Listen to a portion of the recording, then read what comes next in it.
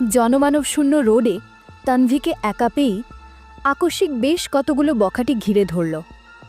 তানভি কিছু বলার পূর্বেই হঠাৎ দুইটা বখাটে তার মুখ শক্ত করে চেপে ধরে টেনে হিঁচড়ে একটি পরিত্যক্ত দোকানের পেছনে নিয়ে গেল।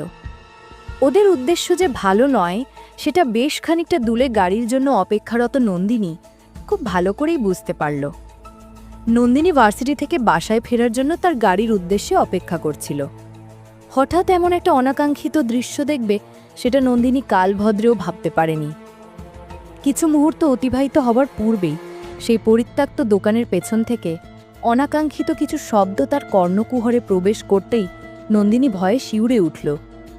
এই মুহূর্তে নন্দিনী কি করবে আদেও কিছু ভেবে উঠতে পারল না।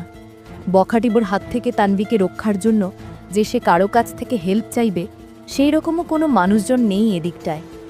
প্রায়শই এই বখাটিগুলো স্কুল, কলেজ কিংবা ভার্সিটি অথবা যে কোনো মেয়েদেরকে দেখলেই প্রচুর উত্ত্যক্ত করে।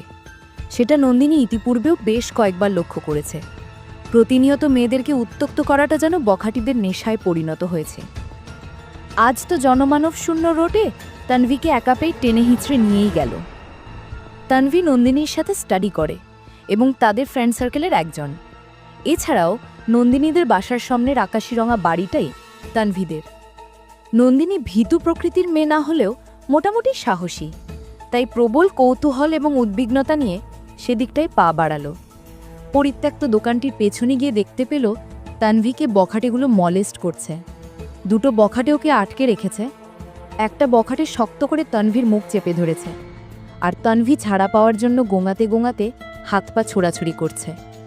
দৃশ্যটি দেখতেই নন্দিনীর ভীষণ মায়া হলো, আর বখাটেগুলোর ওপর প্রচণ্ড রাগ চড়া হলো। নন্দিনী হঠাৎ নিজের সাইড ব্যাগ থেকে একটি ছুরি বের করল। এটা সে সবসময় নিজের সেফটির জন্য কাছে রাখে।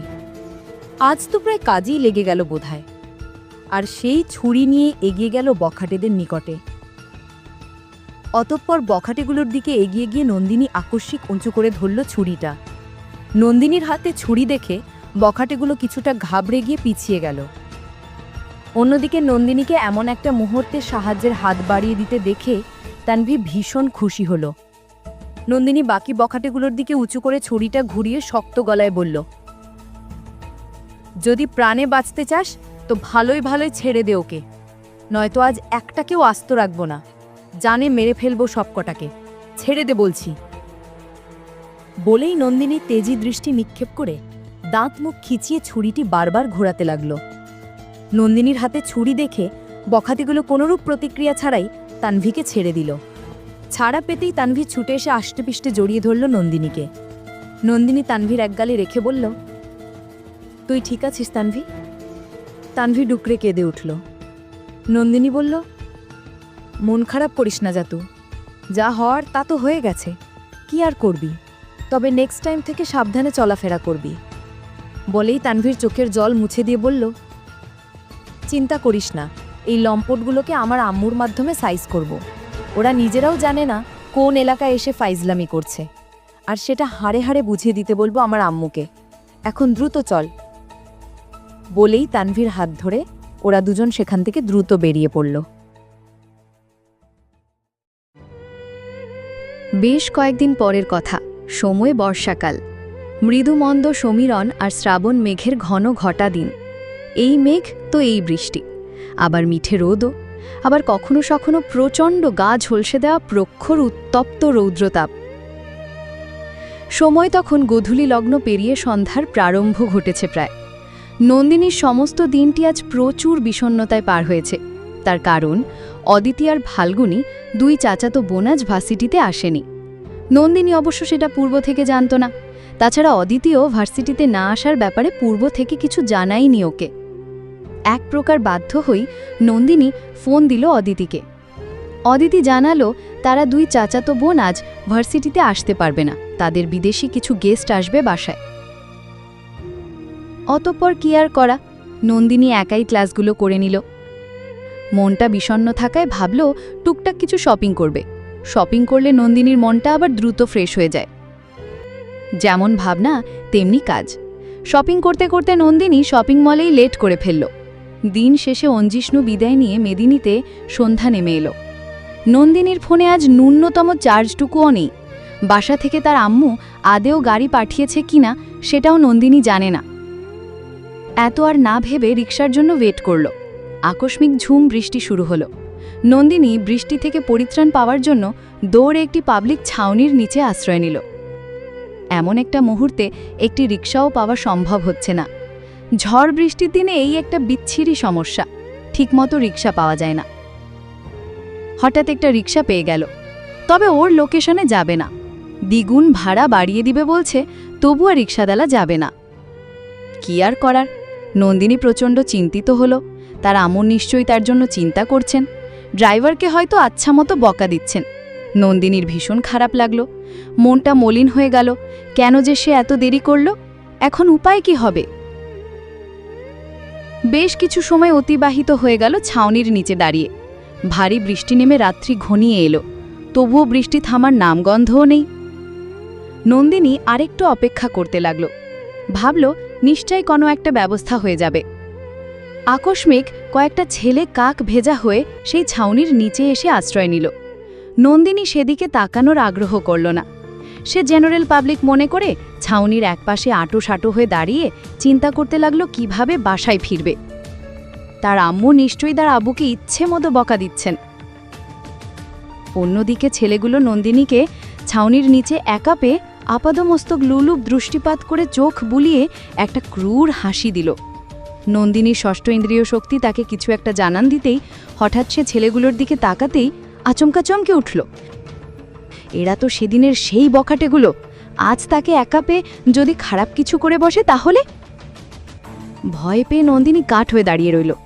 তাছাড়া আজ তার সাথে ছুরিটাও নেই। এক একদিন এক একটা ব্যাগ ভার্সিটিতে নিয়ে আসে বিধায় ছুরিটা সকালে এই ব্যাগে নিতে ভুলে গেছে নন্দিনী। কে জানতো আজ এমন কিছু হবে? বিপদের যে হাত পা নেই সেটা আজ হাতে নাতে টের পেল নন্দিনী। হঠাৎ ভীষণ দুশ্চিন্তায় পড়ে গেল, এবার নিজেকে রক্ষা করবে কিভাবে? সেদিন তো ছুরিটার সঙ্গে থাকায় রক্ষা করতে পেরেছিল, আর আজ? বখাটেগুলোর সাথে নন্দিনীর দৃষ্টি বিনিময় হতেই বখাটেগুলো ভীষণ হেসে উঠল।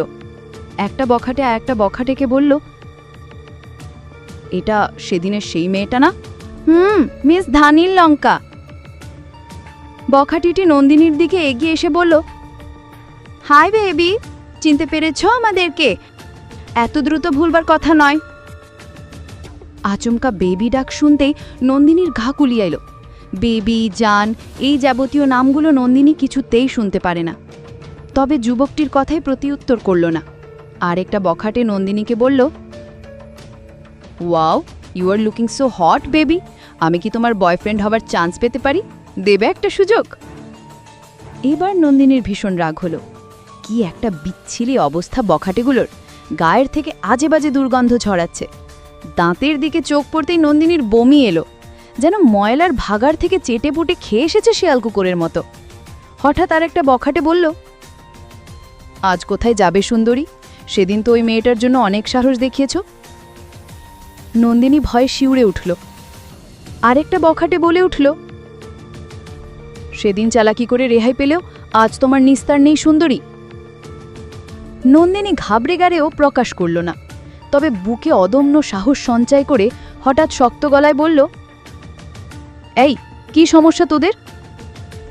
বখাটেটা একটা বাজে ইঙ্গিত দিয়ে বলল, তুমি আমাদের প্রস্তাবে রাজি হয়ে যাবে বেবি, তাহলে আর কোনো সমস্যা নেই। ঘৃণায় নন্দিনীর সমস্ত শরীর রিড়ি করে উঠল। ক্রোধান্বিত গলায় বলল, এই, তোদের ঘরে কি মা বোন নেই? মা বোন সবই আছে, কিন্তু তোমার মতো একটা বউ নেই। বিয়ে করবে আমারে? নন্দিনী ফনা তোলা সাপের মতো ফোঁস ফোঁস করে বলল, একদম বেবি বেবি করবি না। আর ঘরে বউ না থাকলে তোদের মতো থার্ড ক্লাস টাইপের কোনো বখাটে মেয়েকে বিয়ে করে নে, তাহলেই তো হলো। অহেতুক রাস্তাঘাটে মেয়েদেরকে কেন বিরক্ত করিস? বখাটেপনা করতে লজ্জা করে না তোদের? আবার আমাকে কুপ্রস্তাব দিচ্ছিস? চড়িয়ে গালের গাঁত সব ফেলে দেবো বেয়াদব কোথাকার। চিনিস আমি কে? আমার পরিচয় জানলে প্যান্ট ভিজিয়ে নষ্ট করে ফেলবি। অসভ্য, লম্পট, পাঁজি বখাটের দল কোথাকার।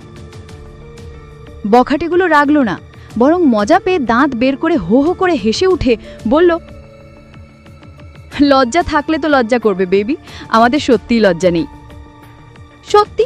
কাকে কি বলে? সত্যি বলেছিস, তোদের লজ্জা নেই, একদম লো ক্লাসের বখাটে তোরা। নন্দিনী কথাটা বলতেই হঠাৎ ওই বখাটেটা তার গায়ে হাত দিতে নিল। নন্দিনী হিতহিত জ্ঞান শূন্য হয়ে আকস্মিক সেই বখাটে ছেলেটির দু গালে কষে 3টি থাপ্পড় মারল। এতটাই জোরে মারল যে ছেলেটা প্রায় কিছুক্ষণের জন্য স্তব্ধ হয়ে দাঁড়িয়ে রইল। একসময় চোখে মুখে অন্ধকার দেখতে লাগলো, কানে ভোভো শোষো করে রিমঝিম আওয়াজ শুরু হলো, ঠোঁট কেটে রক্ত বেরিয়ে এলো। নন্দিনীর কাণ্ডে বাকি ছেলেগুলো হতভম্ব। থাপ্পড় খাওয়া ছেলেটির সম্বিত ফিরতেই সে তার শার্টের কলার 2 হাত দ্বারা উঁচু করে ডান গাল ঢলতে ঢলতে আগুন চোখে তাকিয়ে বাকি ছেলেগুলোর উদ্দেশ্যে বলল, এই তোরা দাঁড়িয়ে দাঁড়িয়ে দেখছিসটা কি? ধর্মিস ধানি লঙ্কাকে, একে আজ কড়াই গন্ডায় বুঝিয়ে দেব সে কার গায়ে হাত তুলেছে। বলেই আরও বেশ কয়েকটা খারাপ কথা ছড়ে দিল নন্দিনীকে। ছেলেটির কথায় নন্দিনী রাগী সাপের মতো ফুঁসে উঠে হঠাৎ সেই ছেলেটির মুখে থুতু ছিটকে মারল। নন্দিনীর ফের এমন দুঃসাহসিকতা দেখে বাকি ছেলেগুলো ওর কাছে এগিয়ে এলো ঘাড় বাঁকা করে। নন্দিনী এবার ভয় পেল। ছেলেগুলো ওই ছেলেটির কথা মতো সবে নন্দিনীর গায়ে হাত দিবে, আর তখনই নন্দিনী দাঁত মুখ খিচকে তার শরীরের সমস্ত বল শক্তি প্রয়োগ করে আকস্মিক তার ব্যাগ দিয়ে ছেলেগুলোর মাথায় এবং মুখে একের পর এক এলোপাথারি আক্রমণ করতে লাগলো। সাথে কয়েকটা লাথিও মারল।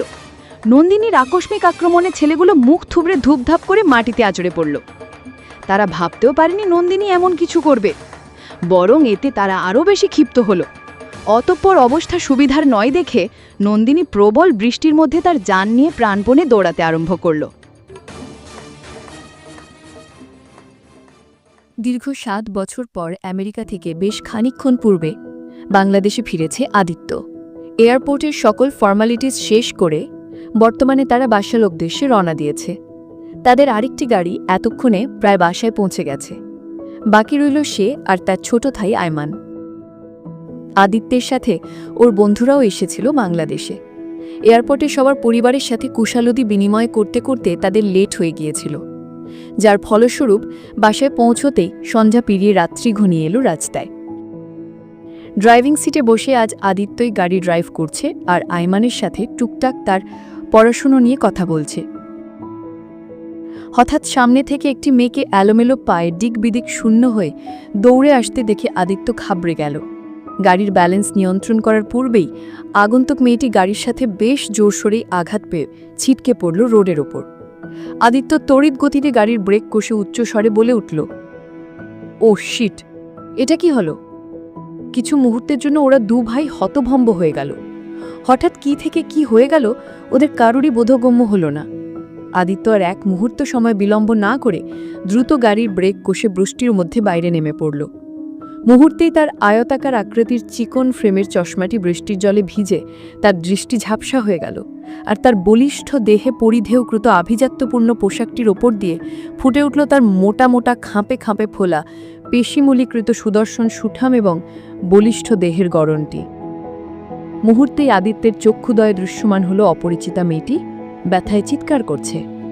আদিত্য হতভম্ব হওয়ার সময়টুকুও পেল না। এর মধ্যেই আকস্মিক কোথা থেকে বেশ কতগুলো যুবক এসে কোনরূপ প্রত্যুত্তর না দিয়ে মেয়েটাকে টেনে হিঁচড়ে নিয়ে যাওয়ার চেষ্টা করতেই আদিত্যের মেজাজ বিগড়ে গেল। আদিত্য হাঁক ছেড়ে তাদের উদ্দেশ্যে বলল, কী সমস্যা তোমাদের? দেখতে পাচ্ছ না মেয়েটা অ্যাক্সিডেন্ট করেছে? তাকে দ্রুত হসপিটালাইজড করতে হবে। স্টুপিড।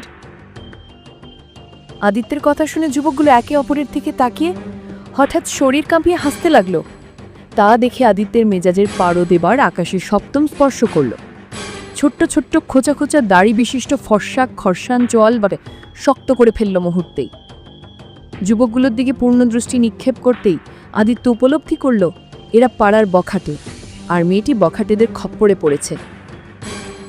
হঠাৎ একটা বখাটে আদিত্যের দিকে এগিয়ে এসে বলল, যদি নিজের ভালো চাও তো আমাদের ব্যাপারে একদম নাক গলাতে এসো না, মানে কেটে পড়ো। বখাটেগুলোর কথা শুনে আদিত্য কাঠিন্য দৃষ্টিপাত করে বলল, মেয়েটাকে ছাড়, ফের দ্বিতীয়বার স্পর্শ করবি না। এই সমস্যা কি তোমার? আমাদের কাজে বাধা দিচ্ছ কেন? লাস্ট ওয়ার্নিং, মেয়েটাকে ছুবি না। অপরিচিত একটা মেয়ের জন্য তোমার দরদ উজলে উঠেছে কেন? ও কি তোমার বউ লাগে নাকি বোন? আদিত্য হস্তদয় মুষ্টিবদ্ধ করল। মেয়ে মানুষ পরিচিত অপরিচিত কিংবা সে সম্পর্কে যাই হোক না কেন, আদিত্য এটা নিয়ে কখনো কারোর সাথে কোনো কালেই আপোষ করেনি কিংবা জীবন থাকতেও করবে না। বিশেষ করে বখাটেদের সাথে তো নয়ই। চোয়ালদার শক্ত করে বলল, ফের ওয়ার্ন দিচ্ছি, ভালো ভালো চলে যা, নয়তো তোদের চেহারা এমন সার্জারি করব যাতে নিজেও নিজেকে দেখে ভয় পেয়ে চিৎকার করে উঠিস। আদিত্যের কথায় বখাটেগুলো হো হো করে হেসে উঠল, যেন জোক শুনেছে। আদিত্য বুঝতে পারল এদের সাথে তর্ক করা আর নিজের গালে জুতা পিটা করা একই। আদিত্য মেয়েটির দিকে এক পলক দেখল। মেয়েটি ব্যথায় আর্তনাদ করছে, তবে অন্ধকারে মেয়েটার মুখ দেখা যাচ্ছে না। ল্যাম্পপোস্টের নিয়ন বাতির আলোয় মেয়েটার গায়ের পোশাক দেখেই আদিত্য বুঝতে পারল মেয়েটা সম্ভবত কোনো কলেজ বা ভার্সিটির স্টুডেন্ট। ততক্ষণ একটা ব্যাখ্যাতায় আদিত্যের কথায় পরোয়া না করে তার সঙ্গীদের বলল, কার সাথে কি বলিস, অহেতুক টাইম নষ্ট না করে মেয়েটাকে নিয়ে চল। বলেই ফের মেয়েটাকে শক্ত করে ধরে টেনে হিঁচড়ে নিয়ে যাওয়ার চেষ্টা করতে আকস্মিক পেছন থেকে বখাটেগুলোর পিঠ বরাবর সজোরে লাথি মারল আদিত্য। পেছন থেকে লাথি খেয়ে বখাটেগুলো মিটি সমেত হুমড়ি খেয়ে ছিটকে পড়ল কিচঢালা রোদের ওপর। এতেই বখাটেগুলো উঠে এসে পাকড়াও হলো আদিত্যের ওপর। একসময় মেয়েটির কথা ভুলে ওরা সবাই আদিত্যের সাথে ফাইটিং শুরু করল। আদিত্য যাকে যেভাবে পারছে তাকে সেইভাবেই একের পর এক কিল, ঘুষি, লাথি এবং চড়থাপ্পড় দিচ্ছে। ইস্পাতের মতো শক্তপোক্ত লম্বা বলিষ্ঠ শরীরের অধিকারী আদিত্যের সঙ্গে তাদের মতো ছোকরা আর কি পেরে ওঠে। অন্যদিকে নির্লিপ্ত হয়ে তার ভাই আর বখাটেদের তামাশা দেখছে ভাই। অবশেষে বখাটেরা আদিত্যের সাথে উঠতে না পেরে যে যেভাবে পেরেছে সে সেইভাবেই লেজ গুটিয়ে কুকুরের মতো পালিয়ে গেল। আদিত্য সেদিকে একবার তাকিয়ে হাতকে ময়লা ঝাড়ার মতো করে বলল, বাস্টার্ড, রাস্কেল, আর একবার পাই তোদেরকে, রাত বিরেতে মেয়েদেরকে ইফটিজিং করার জন্য হাড্ডি মজ্জা সব থেতলে ফেলবো। ননসেন্স। আদিত্য দ্রুত এগিয়ে গেল মেয়েটির কাছে। গাড়ির সাথে অ্যাক্সিডেন্ট হওয়ায় মেয়েটির মাথার এক পাশটায় ফেটে সেখান থেকে অঝরে রক্ত ঝরছে। আদিত্য হাঁটু মুড়ে মেয়েটির পাশে বসল। হাত বাড়িয়ে মেয়েটিকে স্পর্শ করতেই মেয়েটির দাঁত মুখ খিচিয়ে গুটিয়ে গেল। আদিত্য বুঝতে পারল মেয়েটি তাকে বখাটে যুবকদের কেউ একজন ভাবছে। বৃষ্টিতে ভেজার দরুন মেয়েটির চুলগুলো খুলে সম্পূর্ণ মুখ ঢেকে রয়েছে। আদিত্য চুলগুলো সরাতেই সর্বপ্রথম মেয়েটির বৃষ্টিস্নাত ভয়ার্ত মুখশ্রী আর কাপা কাপা একজোড়া বৃষ্টিসিক্ত ঠোঁট চোখে পড়ল। আদিত্য কিছু সেকেন্ড তাকিয়ে দ্রুত চোখ সরিয়ে নিল এবং মেয়েটিকে পাজা কোলে করে কোলে তুলে নিয়ে গাড়ির দিকে এগিয়ে গেল। ভাইকে আসতে দেখে আইমান গাড়ির পেছনের ডোর ওপেন করে দিল। আদিত্য মেয়েটি সমেত পেছনের সিটে বসে পড়ল। আইমান ড্রাইভিং সিটে বসায় মেয়েটিকে দেখার আগ্রহ করল না। হঠাৎ মেয়েটি তার শরীরের সমস্ত ভর ছেড়ে দিতেই আদিত্য বিচলিত হয়ে মেয়েটির এক গালে হাত রেখে বলল, এই যে মিস, আর ইউ ওকে? যদিও এই মুহূর্তে প্রশ্নটি করা ঠিক হয়নি, তবুও আদিত্য মেয়েটির অ্যাটেনশন পাওয়ার জন্য করে ফেলল। মেয়েটি দুর্বল চোখে এক পলক তাকালো, তবে বেশি কিছু চোখে পড়ল না। শুধু চশমার ভেতরে হীরের মতো জল করতে থাকা দুটো বিলাতি মণি দেখল। আদিত্য অস্থির কণ্ঠে বলল, এই যে, ভয় পাবেন না মিস, আমি কোনো বখাটে যুবক নই। আপনি অ্যাক্সিডেন্ট করেছেন, আপনাকে হসপিটালে নিতে হবে, আপনি নিশ্চিন্ত থাকুন। মেয়েটি গুঙিয়ে উঠে অস্পষ্ট স্বরে বিড়বিড় করে বলল, কোথাও যাব না আমি, আমাকে ছেড়ে দিন, আমি আমার আব্বু আম্মুর কাছে যাব, আমাকে আম্মুর কাছে যেতে দিন, আম্মু চিন্তা করছে। মেয়েটির জন্য আদিত্যের ভীষণ মায়া হলো। এমন একটা গুরুতর অবস্থায়ও মেয়েটি বাবা মার কথা চিন্তা করছে। আদিত্য মেয়েটির মাথায় স্নেহের হাত বুলিয়ে প্রবোধ দিয়ে বলল, অবশ্যই নিয়ে যাব। মেয়েটি আর কিছু বলতে পারল না। অতিরিক্ত ব্যথা এবং ব্লাড লস হওয়ায় কাঁপতে কাঁপতে হাত পা ছেড়ে নীরব হয়ে গেল। আদিত্য ঘাবড়ে গিয়ে আইমানকে বলল, আইমান, দ্রুত হসপিটালে চল, আর শোন, মাথা থেকে প্রচুর ব্লাড বের হচ্ছে, গাড়িতে ফার্স্ট এড বক্স আছে? থাকলে জলদি বের কর। আছে ভাইয়া। দপ করে আদিত্যের মাথা গরম হয়ে গেল। রাগ মিশ্রিত গলায় বলল, তো এতক্ষণ অনুভূতি শূন্য রোবটের মতো বসে আছিস কেন? দেখতে পাচ্ছিস না মেয়েটির মাথা থেকে প্রচুর ব্লাড লস হচ্ছে? তোর কি কমন সেন্স বলতে কিছুই নেই আইমান? ডিসগাস্টিং। সরি ভাইয়া, এই তো দিচ্ছি। আইমান দ্রুত ফার্স্ট এড বক্স বের করে আদিত্যের হাতে দিয়ে গাড়ি ঘোরালো হসপিটালের দিকে। আদিত্য তার শুকনো ব্লেজারটি নন্দিনীর গায়ে জড়িয়ে দিয়ে দ্রুত তুলোয় স্যাভলন নিয়ে প্রাথমিক ট্রিটমেন্ট করে ব্লাড বন্ধ করল। ততক্ষণে রাত বাজে 9টা। নাহিদা শিকদার কেঁদে কেঁদে পুরো শিকদার ভবন তুলে ধরেছেন। তিনি শুধু পারছেন না সবাইকে খুন করে ফেলতে। বিকেল থেকেই ওনার একমাত্র মেয়ে ভার্সিটি থেকে নিখোঁজ। পই পই করে সকল জায়গায় মেয়ের খোঁজ চালিয়েও তিনি ব্যর্থ হলেন। স্বামীকে তো আর আস্ত রাখছেন না, মুখ দিয়ে যা আসছে আবল তবল তাই বলে যাচ্ছেন সমানে। যদি সম্ভব হতো তাহলে তিনি হয়তো এতক্ষণে মেয়ের জন্য নিজের স্বামীকেও খুন করে ফেলতেন। মেয়েটিকে দ্রুত হসপিটালে অ্যাডমিট করা হলো। ডক্টররা ওনাদের সর্বোচ্চ ট্রিটমেন্ট দেওয়ার চেষ্টা করছেন। মেয়েটির মাথা থেকে অতিরিক্ত ব্লাড লস হওয়ায় ইমার্জেন্সি ব্লাড দেওয়ার প্রয়োজন হলো। কাকতালীয়ভাবে আয়মানের সাথে ব্লাড গ্রুপ ম্যাচিং হওয়ায় আয়মান ব্লাড দিতে গিয়ে মেয়েটিকে দেখে চমকালো। বিচলিত হয়ে ভাইকে বলল, ভাইয়া, ও তো অদিতির বেস্ট ফ্রেন্ড। কি বললি? হ্যাঁ ভাইয়া, মেয়েটি অদিতির বেস্ট ফ্রেন্ড নবাব নন্দিনী শিকদার। আদিত্যের মুখ দিয়ে হঠাৎ অস্ফুষ্ট স্বরে বের হয়ে এলো, নন্দিনী? নন্দিনী ফুল, খুব সুন্দর নাম।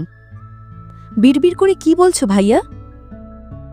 আদিত্য থতমত খেয়ে বলল, সে কিছু না, জানতাম না মেয়েটি যে অদিতির বেস্ট ফ্রেন্ড। বেশ কিছুক্ষণ নীরবতা চলল দু ভাইয়ের মাঝে। চিন্তিত হয়ে হসপিটালের করিডোরে পায়চারি করছে আদিত্য। আয়মান চেয়ারে বসে আছে। হঠাৎ ভাইয়া শার্টের দিকে চোখ পড়তেই বলল, ভাইয়া, তুমি বরং ভেজা শার্টটা চেঞ্জ করে নাও, শার্টে ব্লাড লেগে গেছে। তাছাড়া তোমার ওয়েদার চেঞ্জ হয়েছে, বৃষ্টিতে ভিজেছ, যে কোনো সময় তোমার ঠান্ডা লেগে যেতে পারে। ঠিক বলেছিস, তুই বরং এখানে থাক, আমি যাচ্ছি। বলেই গাড়ির কাছে চলে গেল আদিত্য। ল্যাগেজগুলো তাদের গাড়িতে থাকায় আদিত্য তার ভেজা শার্টটি দ্রুত চেঞ্জ করে নিল। ড্রেস চেঞ্জ করে আসতেই আয়মান বলল, নন্দিনীর মা বাবাকে বিষয়টি সম্পর্কে জানানোর প্রয়োজন ভাইয়া, নয়তো ওনারা চিন্তা করবেন। ঠিক বলেছিস, তবে জানাবে কিভাবে? তুমি এখানে থাকো, আমি ডক্টরের সঙ্গে কথা বলে আসছি, ওনারা ফোন করে জানিয়ে দেবেন। ঠিক আছে, যা। আয়মান কিছুক্ষণ পর এসে বলল, ডক্টর ফোন করে জানিয়ে দিয়েছে। আর শোনো, বাসা থেকে সমানে কল আসছে, কি বলবো এখন? বল, অদিতির বেস্ট ফ্রেন্ড আমাদের গাড়ির সাথে অ্যাক্সিডেন্ট হয়েছে, হসপিটালে আছি। পাগল হয়েছ ভাইয়া? কেন, কি হয়েছে? অদিতি শুনলে ভীষণ কান্নাকাটি শুরু করবে। সবচেয়ে বড় কথা, না ফেরা পর্যন্ত আব্বু আম্মু আরও বেশি টেনশন করবেন। তো কি বলবি এখন? আমি যা বলার বলে সামনে নিয়েছি, তুমি অ্যাক্সিডেন্টের ব্যাপারটা নিয়ে কিছু বলো না, অদিতি শুনলে কষ্ট পাবে। ঠিক আছে, মেয়েটির বাবা মা আসছে? হ্যাঁ, ওকে, ওনারা বরং আসুক, তারপর আমরা বাসায় ফিরে যাব। ঠিক বলেছ ভাইয়া। রাত 10টায় মেয়ের খোঁজ পেতেই নাহিদা শিকদার বৃষ্টির মধ্যে দিকবিদিক শূন্য হয়ে হসপিটালে চলে এলেন। কোনো মতে দৌড়ে মেয়ের কেবিনে গেলেন। ততক্ষণে আদিত্য হসপিটালের সকল ফর্মালিটি পূরণ করে ক্রেডিট কার্ড দিয়ে অ্যাডভান্স বিল পে করে দিল। নাহিদা শিকদার দেখলেন ওনার মেয়ে হসপিটালের শ্বেত বেডে ঘুমিয়ে আছে। ডক্টর জানালেন সকাল ছাড়া জাগার সম্ভাবনা নেই। পর্যাপ্ত রেস্টের জন্য তাকে স্লিপিং মেডিসিন দিয়ে ঘুম পাড়িয়ে রাখা হয়েছে।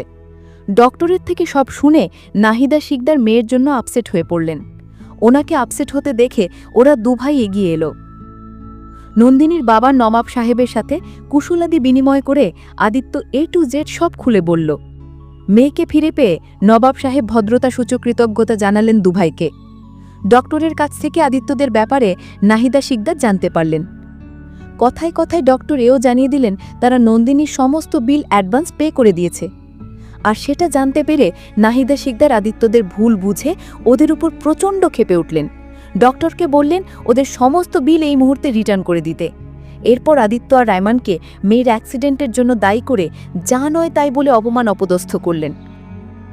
ওনার রুড বিহেভিয়ারে হতভম্ব হয়ে গেল দুভাই এবং চরম অপমান বোধ করল। ওরা ভাবল মেয়ের জন্য হয়তো উনি এমন রিয়্যাক্ট করেছেন, কিন্তু ওদের দুভাইকে ফের হতভম্ব করে তিনি বিল পে করার জন্য ও যা নয় তাই বলে ইনসাল্ট করলেন। নাহিদা শিকদার একজন মহিলা বলে আদিত্য প্রতিউত্তর না করে নীরব রইল। কিন্তু ওনার জায়গায় যদি আজ অন্য কোনো পুরুষ হতো তাহলে আদিত্য এতক্ষণে তার জিভ টেনে ছিঁড়ে ফেলত। স্ত্রীকে উন্মাদের ন্যায় আচরণ করতে দেখে নবাব সাহেব অনেক কষ্টে থামিয়ে আদিত্যদেরকে সরি বলে হাসি মুখে বিদায় করে দিল।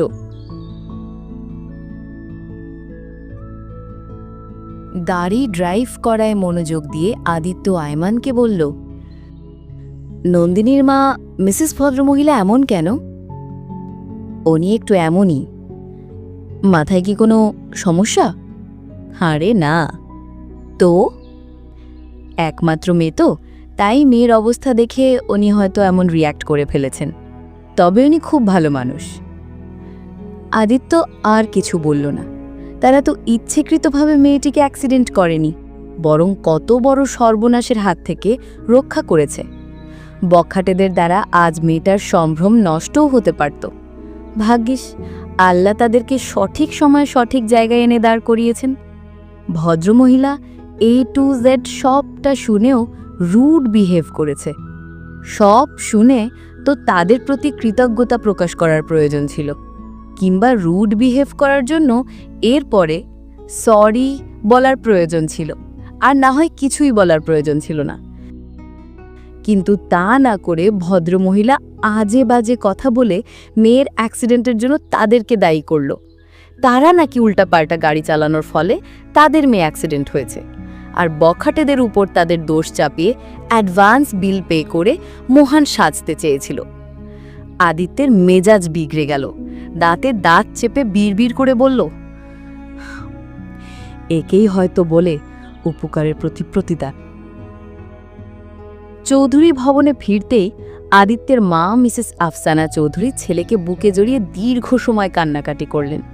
লেট হওয়ার কথা জিজ্ঞেস করতেই ওরা অন্য কথা বলে সবাইকে সামলে নিল এবং নন্দিনীর ব্যাপারটা খুব সূক্ষ্মভাবে এড়িয়ে গেল। তবে এতে আদিত্যের শান্তি পাচ্ছিল না। মেয়েটা হুট করে এসে হুট করে ঝামেলায় পড়ে গেল, ওদেরকেও ঝামেলায় ফেলে দিল। আদিত্য গোপনে দীর্ঘশ্বাস ফেলে নিজেকে ধাতস্থ করে মায়ের সাথে খোশ মেলে যে গল্প করায় মনোযোগ দিল। বছর 7 পর ছেলেকে কাছে পেয়ে আফসানা চৌধুরীর খুশির অন্ত নেই। এক সময় মায়ের কাছ থেকে ছাড়া পেতেই আদিত্য জামা কাপড় ছেড়ে হট শাওয়ার নিয়ে দ্রুত ফ্রেশ হয়ে সবার সাথে একসাথে বসে ডিনার করে বেশ কিছুক্ষণ ফোন এবং ল্যাপটপের ইমেলগুলো একবার চেক করে ঘুমাতে গেল। নন্দিনীকে নিয়ে এত আর ভাবল না, তাও কেন জানি বারবার মনে পড়ে যাচ্ছে। আদিত্য ভাবল কাল একবার সময় করে হসপিটালে গিয়ে নন্দিনীকে দেখে আসবে। তাছাড়া নন্দিনীর মা যে খ্যাপা বাঘিনী, কখন না জানি এই হসপিটাল থেকে ডিসচার্জ নিয়ে অন্য হসপিটালে মেয়েকে অ্যাডমিট করেন তারই অত্তা নেই। ঘুমানোর উদ্দেশ্যে দু চোখ বুঝতেই হঠাৎ আদিত্যের অক্ষিপথে ভেসে উঠল নন্দিনীর স্নিগ্ধ মলিন ভয়ার্ত বৃষ্টিস্নাত মুখখানি এবং বৃষ্টিসিক্ত কাপা কাপা একজোড়া ঠোঁট। সপ্তাহখানেক পরের কথা। নন্দিনী প্রায় সুস্থ হয়েছে কিছুটা। 7 দিন পরে ওকে হসপিটাল থেকে ডিসচার্জ দিয়েছে। মোটামুটি চলাফেরা করতে পারে এখন। আদিত্যরা এর পরের দিন হসপিটালে গিয়ে নন্দিনীকে দেখে এলো। ডক্টরের থেকে জানতে পারল নন্দিনীর সুস্থ হতে বেশ সময় লাগবে। যেহেতু মাথার এক সাইডে আঘাত পেয়েছে, এও জানালো ভয়ের কিছু নেই, ক্ষত অতটাও গভীর নয় এবং দ্রুত সেরে ওঠার চান্স রয়েছে। দীর্ঘ 7 বছর পর বড় ভাই আদিত্য দেশে ফেরায় অদিতি প্রায় নন্দিনীর কথা ভুলে গেছে। বাসায়ও গেস্ট ছিল ভরপুর। পারিবারিকভাবে সে গেস্টদের কারণে এতটাই ব্যস্ত ছিল যে নন্দিনীর খোঁজখবর কিছুই নিতে পারেনি। যদিও এমনটা তাদের কখনোই হয়নি, তবে এবার অনিয়ম হয়ে গেল। নন্দিনীকে ভার্সিটিতে না পেয়ে অদিতি ফোন দিতেই বারবার সুইচড অফ পেল। অবশেষে নাহিদা শিকদারকে ফোন দিয়ে জানতে পারল নন্দিনীর অ্যাক্সিডেন্টের কথা, আর সেটা শোনার পর থেকে অদিতি বাসায় চিৎকার চেঁচামেচি শুরু করে কান্না জুড়ে দিল। অদিতিকে অসময় কাঁদতে দেখে আয়মান নীরব হয়ে রইল। জানতো এমন কিছুই হবে। সে সোফার এক কোণে বসে বোনের কান্না দেখতে লাগল। আদিত্য দুপুরের লাঞ্চ করে একটু ঘুমিয়েছিল। হঠাৎ বোনের চিৎকার চেঁচামেচিতে কাঁচা ঘুম ভেঙে গেল। আদিত্য ড্রয়িং রুমে আসতেই দেখল অদিতি কান্না করছে। একমাত্র বোনকে কান্না করতে দেখে আদিত্য বিচলিত হয়ে জিজ্ঞেস করল, তো অদিতি কি হয়েছে, কান্না করছিস কেন? অদিতি কান্না করতে করতেই বলল, ভাইয়া আমার বেস্ট ফ্রেন্ড নন্দিনী অ্যাক্সিডেন্ট করেছে, অথচ আমিই জানি না। এ আমি কেমন ফ্রেন্ড? আদিত্য আয়মানের দিকে এক পলক তাকালো। আয়মানের হালদোল নেই, সে পূর্বের ন্যায় স্থির। আদিত্য বলল, তো সে কি, কিভাবে হলো? ভার্সিটি থেকে শপিং করে বাসায় ফেরার পথে কয়েকটা বখাটের তাড়া খেয়ে জ্বলন্ত গাড়ির নিচে পড়ল। নন্দিনীর অ্যাক্সিডেন্টের খবর ওরা দু ভাই তো সবটাই জানে। আদিত্য নিজেকে ধাতস্থ করে বলল, তো এভাবে কান্নাকাটি করলে কিছু হবে বোকা? অদিতি চোখের পানি মুছে বলল, তাই তো। ফের বলল, ভাইয়া চলো না প্লিজ, আমরা নন্দিনীকে দেখে আসি। আদিত্য অস্প্রস্তুত বোধ করল।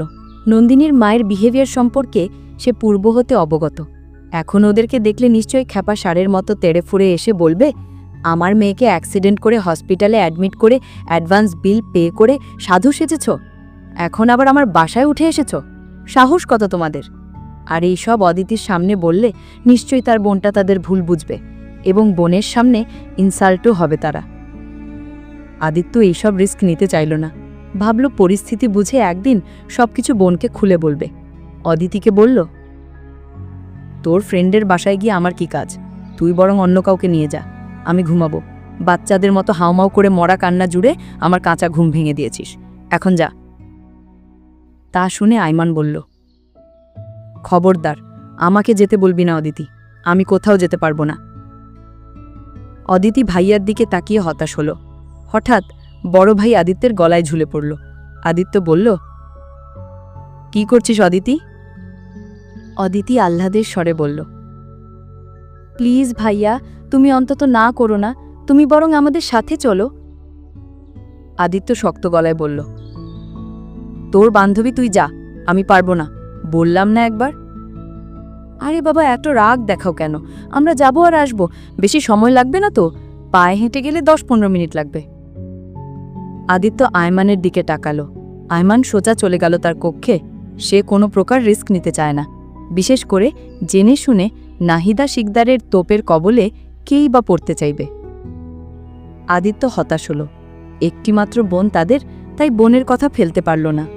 বলল, এবার গলা ছাড়, যা রেডি হ। অদিতি খুশি হয়ে ভাইকে জড়িয়ে ধরে গালে চুমু খেল। আদিত্য মুচকি হাসল।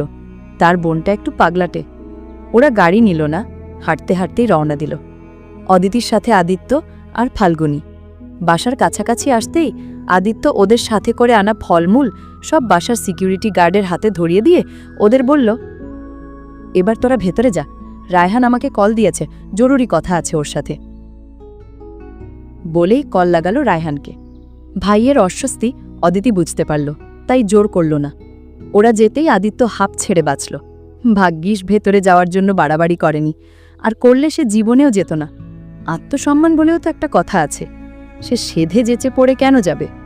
আদিত্য রায়হান আর মেহেরাবকে গ্রুপ কল দিয়ে কথা বলতে শুরু করল। কথা বলার ফাঁকে ফাঁকে নন্দিনীদের বাসার দিকে তাকালো, কিন্তু নন্দিনীরা কত নম্বর তালায় থাকে সেটা আদিত্য জানে না। আর মেয়েটাও বা এখন কেমন আছে সেটাও জানতে উসখুস করছে। নন্দিনীকে দেখা মাত্রই অদিতি ঝাঁপিয়ে পড়ে কান্না করে দিল। অদিতি এমনই, অল্পতেই ইমোশনাল হয়ে যায়। বান্ধবীর কান্না দেখে নন্দিনীর মন খারাপ হয়ে গেল। অদিতি বলল, এখন কেমন আছিস নন্দু? নন্দিনী মুচকি হেসে বলল, আলহামদুলিল্লাহ, তোদের দেখি এখন অনেক ভালো আছি। তোরা কেমন আছিস? একদম ভালো না, পচা আছি। কেন? কেন আবার? তুই একটা খবরও দিস নাই? নন্দিনী মলিন হাসল। অদিতি বলল, তা তুই কিভাবে অ্যাক্সিডেন্ট হয়েছিস বলতো? পথে ঘাটে দেখে শুনে চলাফেরা করতে পারিস না, তোর সাথে একদম যাইনি, আর দেখ কি হয়ে গেল। নন্দিনী মৃদু হেসে ওদেরকে সেদিনের ঘটনাটি খুলে বলল। তা শুনে অদিতি আর ফাল্গুনী অবাক হয়ে বলল, তোর কি রাজকপাল রে নন্দু। আসলে এছাড়াও বলা হয়, ভাগ্য সুপ্রসন্ন ছিল বিধায় ওই মানুষটা সেদিন সুপারম্যানের মতো আমাকে রক্ষা করেছে, ফাইটিংও করেছে বখাটেদের সাথে। অদিতি উৎসুক হয়ে বলল, ছেলেটাকে তুই চিনিস নন্দু? না, চিনব কিভাবে? সে কি, তুই তো বললি সুপারম্যানের মতো তোকে রক্ষা করেছে, ফাইটিংও করেছে বখাটেদের সাথে। সেটা সত্য। এরপর আর তোকে ওই ছেলে দেখতে যায়নি হসপিটালে? যেত, তবে আমি তখন ঘুমে থাকতাম। তুই কিভাবে জানিস? আব্বু বলেছিল। ও, ফাল্গুনি বলল, আঙ্কেল আন্টি চিনি ওনাদেরকে? আব্বু আম্মু সম্ভবত চেনে না। কি বলিস? হ্যাঁ, ওনারা দুভাই নাকি মাস্ক ক্যারি করতো সব সময়, তাই তেমনটা চিনে না, ওনারা পরিচয়ও দেয়নি। ও, তা তুইও দেখিসনি? সেদিন ঝাপসা চোখে দেখেছি, তবে ফেসটা ঠিক মনে পড়ছে না। নন্দিনী, তুই এত বোকা কেন বলতো? কি করলাম? বোকা নই তো কি, একটা ছেলে তোর জন্য এত কিছু করলো, অথচ তুই তাকে দেখোনি, যা একটু দেখেছস তাও আবার মনে করতে পারছো না। ব্যাপারটা কি বলতো? ছেলেটাকে তো তোর থ্যাঙ্কস জানানো উচিত ছিল। নন্দিনী মনে মনে বলল, তাই তো, কিন্তু সে কোথায় পাবে তাদেরকে?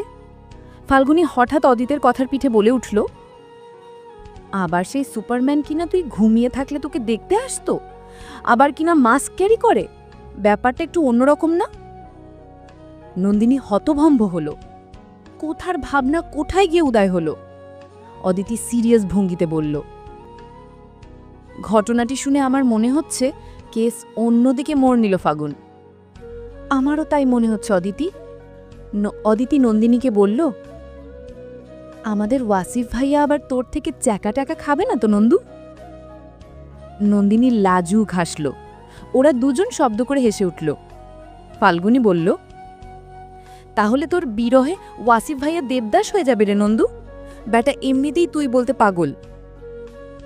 নন্দিনীর মেদুর গালজোড়া গোলাপি আভা ধারণ করল। লাজুক গলায় বলল, যা পাগল, এইসব কিছুই না। আর হয়তো ওনার গাড়ির সাথে অ্যাক্সিডেন্ট হয়েছে বিধায় কর্তব্যের খাতিরে দেখতে আসতো, ব্যাস এইটুকুই। তাছাড়া ওনার জায়গায় আমি হলে আমিও এমনটা করতাম। আর একবারের দেখায় সম্পর্কের রূপ কখনো বদলাতে পারে না। তোরা যে ভাবছিস ওনার মনে হয়তো এমন কিছুই নেই, তিনি হয়তো সহজ সরল মনে ওনার ভাইকে নিয়ে আমাকে দেখতে আসতেন। অদিতি মন খারাপ করে বলল, তাও ঠিক বলেছিস নন্দু, তবে সাবধানে থাকিস, ওয়াসিফ ভাইয়াকে আবার চ্যাকা ট্যাকা দিস না, তাহলে বেচারা হার্ট অ্যাটাক করে তুইবিহীন স্বর্গে চলে যাবে। ধুর নন্দুরে, আমার কি মনে হচ্ছে জানিস? কি? ওই ব্যাটার সুনজর, কুনজর, বদনজর যাই হোক না কেন, সব তোর উপর পড়েছে নন্দু। আজগুবি কথা। মোটেও না। অদিতি, চুপ করবি? বেশি বেশি হচ্ছে কিন্তু। আমি কিন্তু এবার রেগে যাব আর কথাই বলবো না। ফাল্গুনি বলল, আরে বলতে দে, ও তো তুই বল রে, একদম থামিস না, দেখি নন্দু কত রাখতে পারে। নন্দিনী অসন্তুষ্ট হলো। তার বান্ধবীর একটু বেশি বেশি করছে, তিলকে তাল বানাতে ওস্তাদ ওরা। একটা সাধারণ ঘটনাকে কেন্দ্র করে রসিয়ে রসিয়ে কত বড় একটা ঘটনা বানিয়ে ফেলল। অদিতি বলল, আমি হল অফ করে বলতে পারি ব্যাটা নির্ঘাত নন্দুর প্রেমে কোমর ভেঙে পড়েছে, নয়তো প্রতিদিন ওকে দেখতে যাবে কেন? নিশ্চিত ঘাপলাতে একটা আছেই। নন্দিনী রাগ মিশ্রিত গলায় বলল, তোরা দুজন বেশি বেশি ভাবছিস, আসলে এমন কিছুই না। হঠাৎ নন্দিনীর মাকে এদিকে আসতে দেখে ওরা চুপ হয়ে একদম ভদ্র মেয়ের মতো বসে রইল। তিনি এসে ওদের পাশে বসে কুশলাদি বিনিময় করলেন। এর কিছুক্ষণ পর একজন হেল্পিং হ্যান্ড চা কফি এবং হরেক রকমের ফল মূল সহ নাস্তাপানি দিয়ে গেল। উনি কফি পান করে ফিরে যাবার সময় ওদেরকে ডিনার করার জন্য অনুরোধ করলেন। তখন ছিল বিকেলবেলা, যদিও ওরা মনস্থির করল থাকবে না ততক্ষণ পর্যন্ত, কারণ আদিত্য নিচে অপেক্ষা করছে তাদের জন্য। তিনি যেতেই অদিত বলল, নন্দু শোন। নন্দিনী কফিতে চুমুক দিয়ে বলল, বল। জানিস আমার ভাইয়া এসেছে? ও, জিজ্ঞেস করবি না কোথায়? কোথায় আবার, দেশেই। তুই সত্যি একটা বোকা নন্দু। তুই তো সেদিন বললি উনি দেশে ফিরবেন, তাহলে নিশ্চয়ই দেশেই এসেছেন। ধুর বোকা। নন্দিনী ভ্রু কুঁচকে বলল, কি বোকামি করলাম? পাশ থেকে ফাল্গুনি বলল, আদিত্য ভাইয়া আমাদের সাথে এসেছে তোদের বাসায়। নন্দিনী বিস্মিত হয়ে বলল, ও মা, উনি আমাদের বাসায় এসেছেন? কই, দেখলাম না তো। কি বলছিস? হ্যাঁ, ভাইয়া বোধহয় আনকমফর্ট ফিল করে নন্দু, তাই আমাদেরকে তোদের বাসার গেট পর্যন্ত দিয়ে রাস্তায় দাঁড়িয়ে ফোনে কথা বলছে ওনার ফ্রেন্ডসদের সাথে। আহা, সেটা কেমন কথা অদিতি? উনি গেস্ট, বাসায় আসতে একটা বারও বলবি না তোরা? এটা তো খারাপ দেখাচ্ছে। কি মনে করবেন উনি? বলবেন বোনের বান্ধবীর ভাইকে বাসায় আসতে বলেনি। কেমন বান্ধবী এটা? বান্ধবী না ছাই? নন্দিনীকে স্থির দেখে অদিতি বলল, আরে তুই অযথাই চিন্তা করছিস নন্দু। ভাইয়া সাফ সাফ করে নিষেধ করেছে আসবে না। বললাম তো, ভাইয়া এসবে আনকমফর্ট ফিল করে, লজ্জা পায়। তুই বললেও ভাইয়া আসবে না। ভাইয়া একটু এমনই, বলা যায় ইন্ট্রোভার্ট প্রকৃতির। ও তাই তো? আমরা তো গরিব মানুষ, আমরা তো আবার তোর ভাইয়ের মতো গ্রিন কার্ডধারী নই। তুই একটু বেশি বুঝিস, এজন্যই বোকা বলি। অদিতির কথায় নন্দিনী হেসে ফেলল, কফিতে ফের চুমুক বসালো। অদিতির সেটা দেখে ভীষণ ভালো লাগলো। মেয়েটা সত্যি একটা মিষ্টির কৌটা। নন্দিনী মৃদু হেসে বলল, পুরুষ মানুষের আবার লজ্জা। অদিতি, তোর ভাই এত লজ্জা কোথায় পায় বলতো? তিনজন হেসে উঠল। ফাল্গুনী বলল, নন্দু, এদিকে আয়। কেন? আদিত্য ভাইয়াকে দেখবি? অদিতির ভাইকে দেখে আমি কি করব ফাগুন? নন্দিনী ভাব নিয়ে বলল কথাটি। অদিতি রাগ হওয়ার ভান করে বলল, তাই তো, আমার ভাইকে দেখে উনি কি করবেন? ওনার তো আবার ওয়াসিফ নামক একজন ভালোবাসার মানুষ আছে, নয়তো ওনাকে ঠকানো হবে। ততক্ষণে ফাল্গুনী নন্দিনীকে টেনে নিয়ে গেল তাদের সামনের ব্যালকনিতে।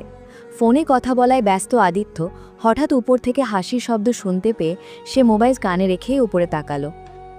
নন্দিনীও ততক্ষণে অদিতির ভাই আদিত্যকে দেখার জন্য নিচে তাকাতে দুজনের দৃষ্টি বিনিময় হলো।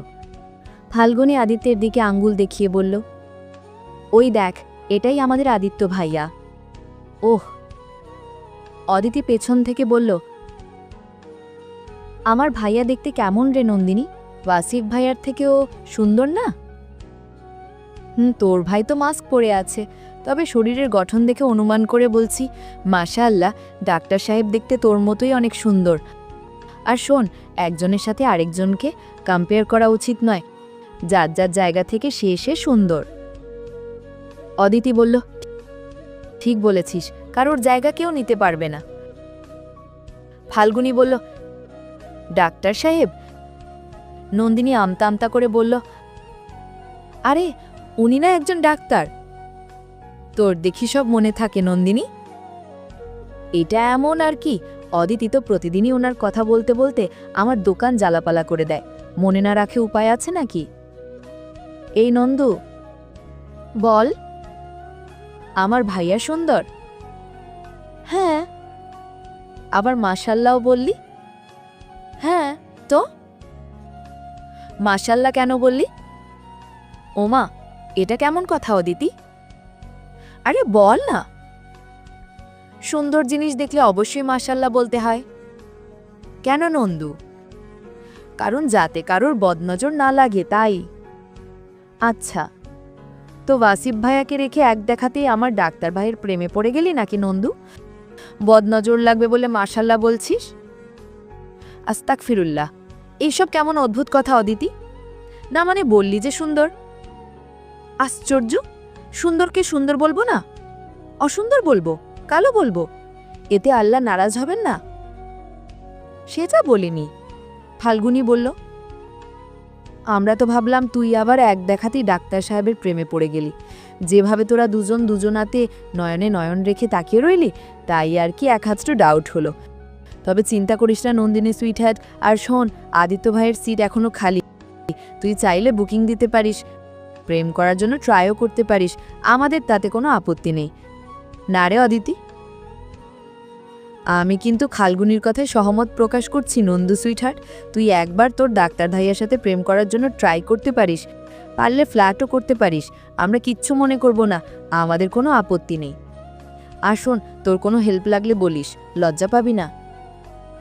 নন্দিনী বলল, তোরা আসার পর থেকে আমাকে একের পর এক পচানোর চেষ্টা করছিস। সবকিছু জেনে শুনে এমনটা করা উচিত নয়। নন্দিনী রেগে গিয়ে অসতর্কবশত কথাগুলো একটু জোরেই বলে ফেলল, যার ফলস্বরূপ মোবাইলে কথা বলে মনোযোগ দেওয়ার পরেও নিচ থেকে আদিত্য সেটা শুনতে পেয়ে উপরের দিকে এক পলক তাকালো। ওরা তিনজনও সেই সময় আদিত্যের দিকে তাকালো। আকস্মিক আদিত্যের সাথে আবারও নন্দিনীর দৃষ্টি বিনিময় হলো। এবার নন্দিনী কেঁপে উঠে দ্রুত চোখ সরিয়ে নিল। আদিত্যকে পুনরায় নন্দিনীর দিকে তাকাতে দেখে অদিতি আর ফাল্গুনী দুজন বিস্মিত হয়ে নন্দিনীকে খোঁচানোর উদ্দেশ্যে ফাল্গুনী অদিতিকে বলল, অদিতি, তোর ভাই তো সুবিধার নয়, কেস তো সাংঘাতিক। আমারও তাই মনে হচ্ছে ফাগুন। দেখ, তোর ভাই ড্যাব ড্যাব করে নন্দিনীকে দেখছে। তাই তো, মাস্কটা একবার খুলতে বল, নন্দিনী ভালো করে দেখুক, হবু লাভার বলে কথা। মন্দ বলিসনি ফাগুন, কেসটা আসলেই জটিল। তুই ডেকে বল তো মাস্কটা একবার খুলতে। তোর ভাইকে তুই বল, আমি বাপু পারবো না। তোর ভাই ডাক্তার হয়েছে বলে কি সারাক্ষণ ঢং করে মাস্ক পরে থাকতে হবে? নন্দিনী এবার সত্যি সত্যি রেগে গেল, বলল, এই তোরা দুটো থামবি? কি বকবক শুরু করেছিস সেই কখন থেকে? আমার মনে হচ্ছে তোরা রোগী দেখতে আসিসনি, এসেছিস আমার মাথা নষ্ট করতে। আর তোর ভাই না লজ্জা পায়, আনকমফোর্টেবল ফিল করে?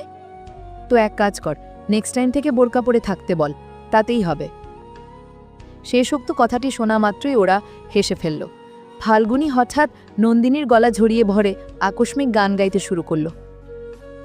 প্রেমে পড়েছে মন, প্রেমে পড়েছে, অচেনা এক মানুষ আমায় পাগল করেছে, সে যেন আমার ডাকে দেখি না কোথাও তাকে, ভালোবাসে জড়িয়ে সে আমায় ধরেছে। ফাল্গুনীর গান শুনে অদিতি শব্দ করে হাসতে লাগল। নন্দিনী বারক কয়েক ফাল্গুনীর মুখ চেপে ধরলেও লাভ হয়নি। ফাল্গুনী গান গেয়েই ছেড়েছে 5টি কলি। তা দেখে ফাল্গুনীর পিঠে চাপড় মেরে গান থামিয়ে অদিতি বলল, আরে থাম, এটা বাদ দে দোস্ত। শোন, দেবের ওই চোর পুলিশের একটা গান আছে না, কি জানি গানটা? হ্যাঁ, ওই গানটা গা তো ফাগুন, স্টার্ট কর। It's okay. নন্দিনী বলল, তোরা কি সত্যি পাগল হয়েছিস? এটা সত্যি অভদ্রতা আমি দেখাচ্ছে। কি ভাববে তোর ভাই অদিতি? বলবে কেমন অভদ্র অসভ্য বান্ধবী, কাণ্ডজ্ঞানহীন, রাস্তায় ছেলেদের দেখলেই গান গায়। উফ নন্দু, থামবি তুই? একদম ডিস্টার্ব করিস না, এমন মুহূর্ত বারবার আসে না। বেশি কথা না বলে লেটস এনজয়। ফাল্গুনী অদিতির কথায় সায় জানিয়ে বলল, ঠিক বলেছিস। নন্দিনী বলল, যেমন নাচুনে বুড়ি তেমনি ঢোলের বাড়ি, দুজনেই ভারসাম্যহীন মানসিক পাগল। তোর ডাক্তার ভাইকে বল তোদের আগে পাবনা মেন্টাল হসপিটালে নিয়ে ট্রিটমেন্ট করাতে। পশ্চাৎ দেশে ডাক্তারদের লাঠির বাণী পড়লে তবেই তোরা দুজন কন্ট্রোলে আসবি। যদিও নন্দিনী শেষোক্ত কথাটি শুনতে ওদের ভীষণ হাসি পেল, তারা যদিও আমলে নিল না, বরং ওরা দুজন নন্দিনীকে শক্ত করে জড়িয়ে ধরে গান গাইতে শুরু করল। ওরে মন কথা শোন, যাবি চল বৃন্দাবন, নাগরে নাগর দোলায় দুলবি নাকি বল। ওরে বাঁচাও আমায়, ওরে বাঁচাও আমার সুন্দরী চোর মনের ফাঁদে ঢুকেছে, নন্দিনী তার ডাক্তার সাহেবের প্রেমে পড়েছে। ও ডাক্তার সাহেব, নন্দিনী তোমার প্রেমে পড়েছে। নন্দিনী ওদের মুখ চেপে ধরল এবার, তা ওরা থামছে না, একের পর এক গানের লাইন গাইতেই চলল। নন্দিনী ব্যালকনিতে আর দাঁড়ালো না, লজ্জায় দৌড়ে চলে গেল তার কক্ষে, ঠাস করে ভেতর থেকে ব্যালকনির ডোর লাগিয়ে দিল। আদিত্য মোবাইলে কথা বলায় মনোযোগ দেওয়ায় ওদের গান শোনেনি, তবে ডোর বন্ধ করার শব্দ কিছুটা ওর কানে পৌঁছেছে। অদিতি হনহন করে রুমে ঢুকে কোমরে হাত রেখে বলল, কি সমস্যা তোর? চলে এলি কেন? তুই দেখছিস না আমরা তোদের জন্য গান গাইছি, গানটা তো শুনবি নাকি? তোরা এসব কি শুরু করেছিস? তোর জন্যই তো আমরা ফান করে গানটা ধরলাম। এটা কেমন ফান? তোরা জানিস না আমি একজনের সঙ্গে কমিটেড। ফান করলেই কি যে আমার ভাইয়ের সাথে প্রেম করবি নাকি? করলেও সমস্যা নেই, আমি স্ট্রেট ফরওয়ার্ড কথা বলতে পছন্দ করি।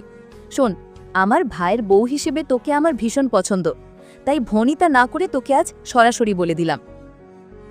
এটা তো প্রতিদিনই বলিস, আজ সিরিয়াসলি বলছি, সত্যি আমি তোকে ভাবি হিসেবে ভীষণ পছন্দ করি নন্দু। তুই বাসিফ ব্রোকে রিজেক্ট করে আমার ভাইয়ের বিয়ে কর প্লিজ, তাহলে তুই আমাদের মতো ইঁচড়ে পাকা দুটো ননদ পাবি, আর সোজা সাপটা 3টে দেবর পাবি, আদর্শ 2জন শ্বশুর শাশুড়ি পাবি। ফাল্গুনী বলল, এই আরও 2জন আদর্শ চাচা শ্বশুর শাশুড়ি এবং আরও একটা ননদ পাবি। হ্যাঁ, সব পাবি নন্দু।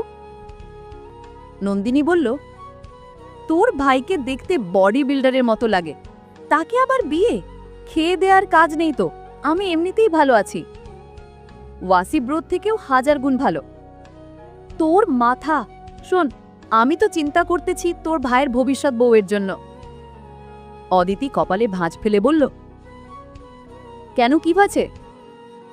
এই যে বডি বিল্ডারদের মতো শরীর, বউকে জড়িয়ে ধরলে নিশ্চয়ই বউটা শ্বাস আটকে মরে যাবে। বেচারির অবস্থা কতটা করুণ হবে একবার ভাব, পুরোটাই নাজেহাল। অদিতি রেগে গিয়ে বলল, তোকেই আমার ভাবি বানাবো দেখিস, চ্যালেঞ্জ। দেখি আমার বডি বিল্ডার ভাই তোকে জড়িয়ে ধরলে তুই মরে যাস কিনা। আর মরলে এরপর আরো 3-4টে বিয়ে করিয়ে দেব, ওরা মরলে আরো কয়েকটা বিয়ে করিয়ে দেব, একের পর এক বিয়ে করিয়ে দিতেই থাকবো, তবু আমার ভাইকে বউহীন থাকতে দেব না।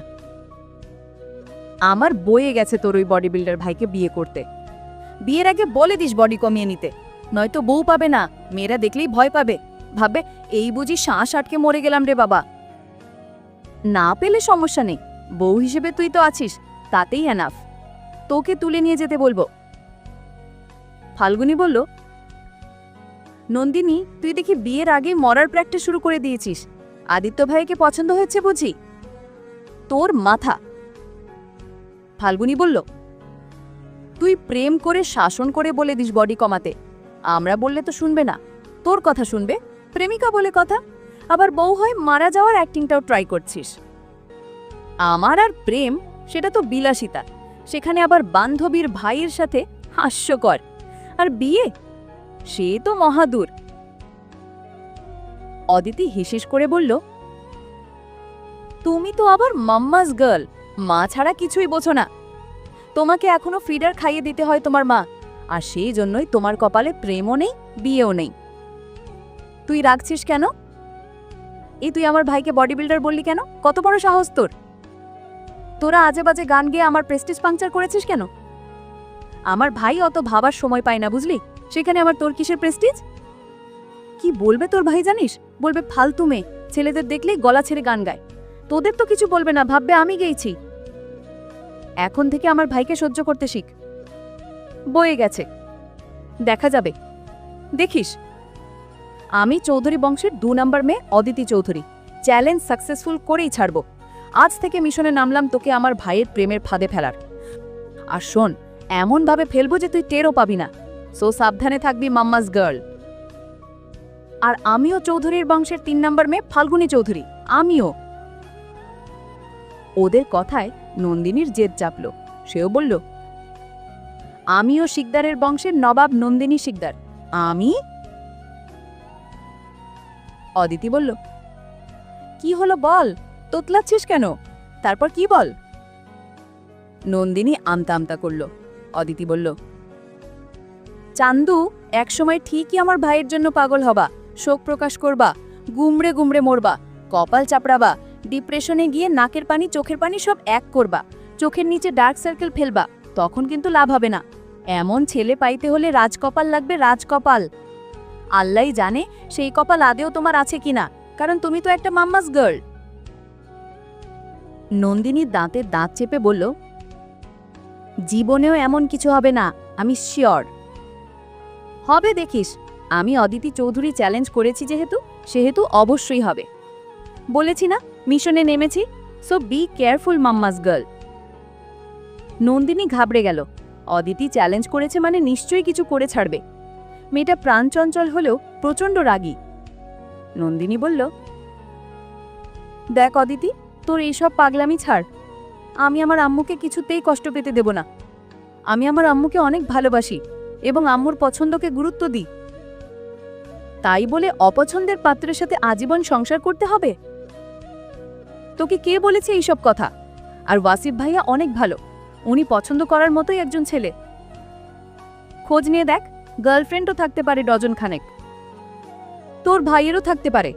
শোন, বিদেশে আজকাল মানুষ লিভ ইন রিলেশনে জড়ায় দীর্ঘ বছরের জন্য। থাকলে সমস্যা নেই, তাদেরকে তোর ওয়াসিফ ভাইয়ার সাথে বিয়ে দিয়ে দেব, আর তুই আমার ভাইকে বিয়ে করে নে। তুই না একটু আগে বললি তোরা গরিব, তোরা গ্রিন কার্ডধারী না, তো আমার ভাইকে বিয়ে করলে তুইও গ্রিন কার্ডধারী হতে পারবি। নন্দিনীর মুখ থমথমে হয়ে গেল। অদিতি বলল, তুই শুধু একবার বল তুই ওয়াসিফ ভাইয়াকে পছন্দ করিস না, বাকিটা আমি সামলে নেব, এবং এই মুহূর্তে। দেখ, আমি কোনো ঝামেলা পছন্দ করি না, আর ওয়াসিফ ভাইয়া পাত্র হিসেবে অনেক ভালো। আমার মায়ের পছন্দ আমার পছন্দ, এটাই শেষ কথা। আর আমি আমার মাকে কখনো কষ্ট পেতে দেব না। নন্দিনী, পাগলামি করিস না, এখনো সময় আছে। তুই একবার বল ওয়াসিফ ভাইয়াকে পছন্দ করিস না। একবার বললেই হবে। দরকার পড়লে এই মুহূর্তে আমি আমার ভাইয়ের বউ করার জন্য বিয়ের প্রস্তাব দেব তোর মায়ের কাছে। আর না হয় আজই তোকে বউ করে আমাদের বাড়িতে নিয়ে যাব। আমার ভাই আমার পছন্দের গুরুত্ব দেবে, সেই আত্মবিশ্বাস আমার ভাইয়ের উপর আমার রয়েছে। নন্দিনীর বুক ধড়ফড় করতে লাগলো। অদিতি যদি সত্যি এমন কিছু করে বসে তাহলে তার মা অনেক কষ্ট পাবে। নন্দিনী বলল, অদিতি প্লিজ, এনাফ, যথেষ্ট হয়েছে। আমার ভালো লাগছে না, শরীর খারাপ লাগছে বলেই দুহাতে মাথা চেপে ধরল। সেদিনের পর চলে গেছে বেশ কিছুদিন। সবকিছু পূর্বের ন্যায় স্বাভাবিক। নন্দিনী মোটামুটি সুস্থ। এছাড়াও তার উপর কড়া নজরদারি রেখেছেন তার মা মিসেস নাহিদা শিকদার। ভার্সিটিতে এখন তার মা দিয়ে আসেন আর তার বাবা গিয়ে নিয়ে আসেন। মেয়ের জন্য পার্সোনাল সিকিউরিটি বডিগার্ড রেখেছেন আর বখাটেগুলোর জন্য পুলিশ স্টেশনে মামলা করেছেন নাহিদা শিকদার।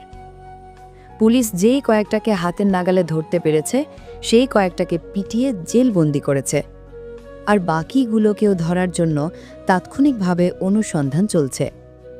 ভার্সিটি এবং বাসার মধ্যেই নন্দিনীর যাতায়াত সীমাবদ্ধ। তবে আগের চাইতেও নাহিদা শিকদার মেয়ে এবং মেয়ের প্রতিটি বিষয়ের প্রতি যত্নবান হয়ে কঠোরতা অবলম্বন করেছেন। সেদিনের পর আদিত্যের সাথে আর নন্দিনীর ভুলেও দেখা হয়নি। যে যার যার মতোই রয়েছে। তবে অদিতি আর ফাল্গুনির রোজকার নিয়ম করে নন্দিনী আর আদিত্যকে নিয়ে দুষ্টু মিষ্টি এবং খুঁচিয়ে বলা কথাগুলো আগের মতোই বিদ্যমান রয়েছে। আর এইসবে নন্দিনী ওদের উপর প্রচণ্ড বিরক্ত। রাতে পড়াশোনা করে নন্দিনী ঘুমিয়ে পড়েছিল। উষা লগ্নের প্রারম্ভের পূর্বেই নন্দিনী ঘুম থেকে জেগে উঠল প্রাতঃকালের সালাত আদায় করার জন্য।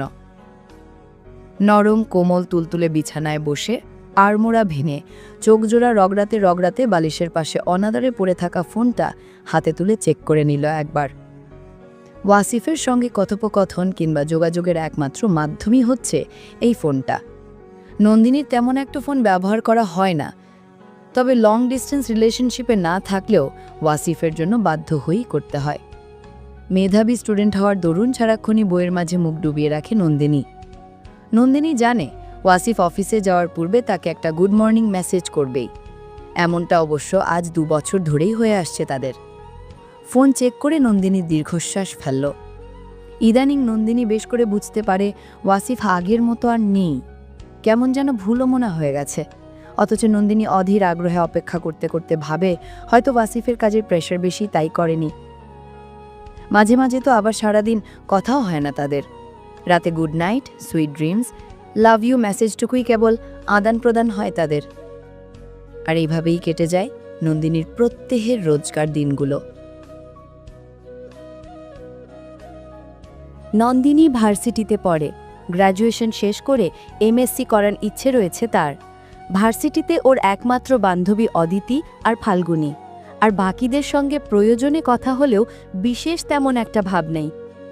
তবে তানভি ছাড়া অদিতির সাথে নন্দিনী একটু নয় পুরোটাই ক্লোজ।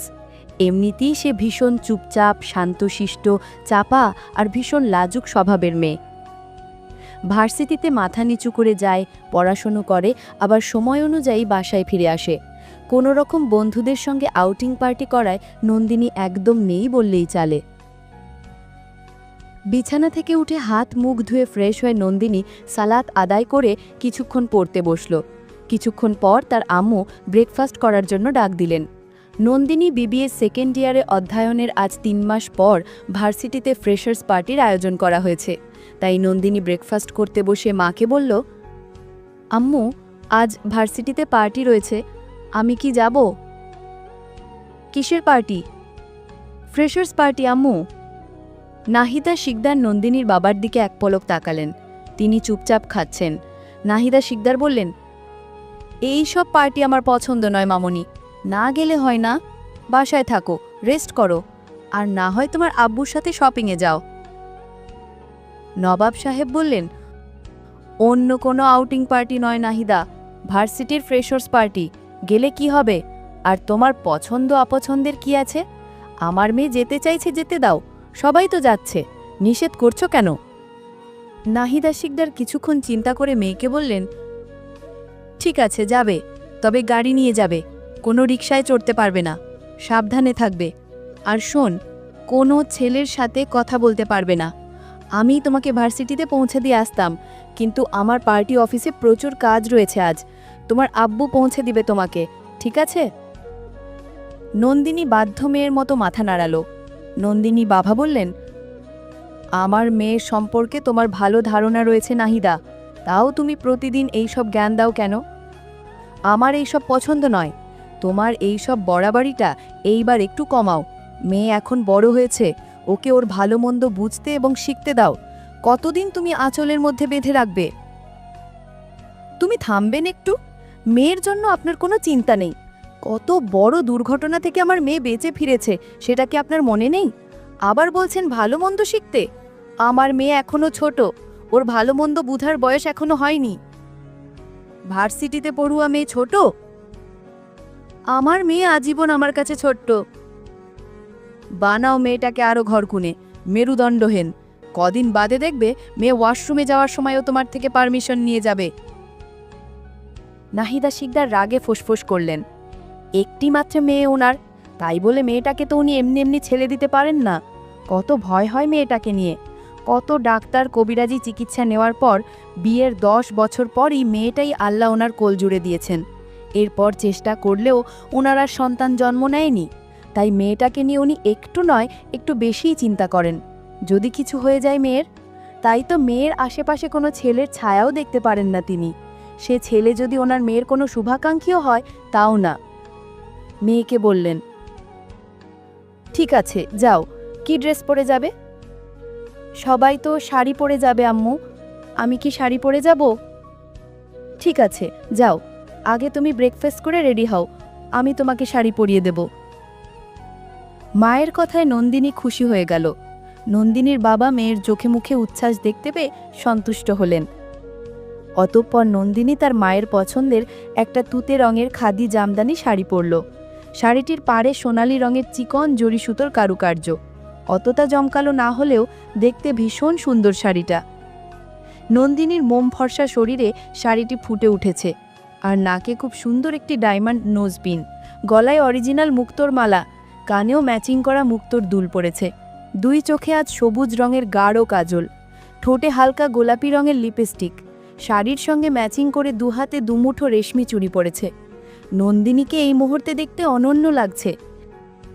এক ধরনের রূপ হয় যা দেখলে মনে প্রশান্তি আসে, মনে হয় উত্তপ্ত মনের প্রান্তরটাকে কেউ বৃষ্টির জলে স্নান করিয়ে দিয়েছে। ঠিক ওমনটাই লাগছে নন্দিনীকে। নাহিদা শিকদার সুন্দর করে সাজিয়ে গুছিয়ে মেয়ের চিবুক তুলে কপালে গালে চুমু খেলেন।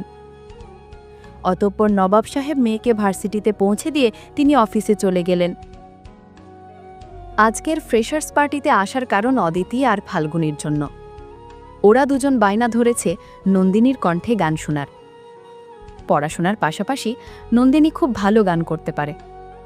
নন্দিনী ঠিক করেছে ফ্রেশার্স পার্টিতে পরিচয় দেওয়ার পর গান গাইবে।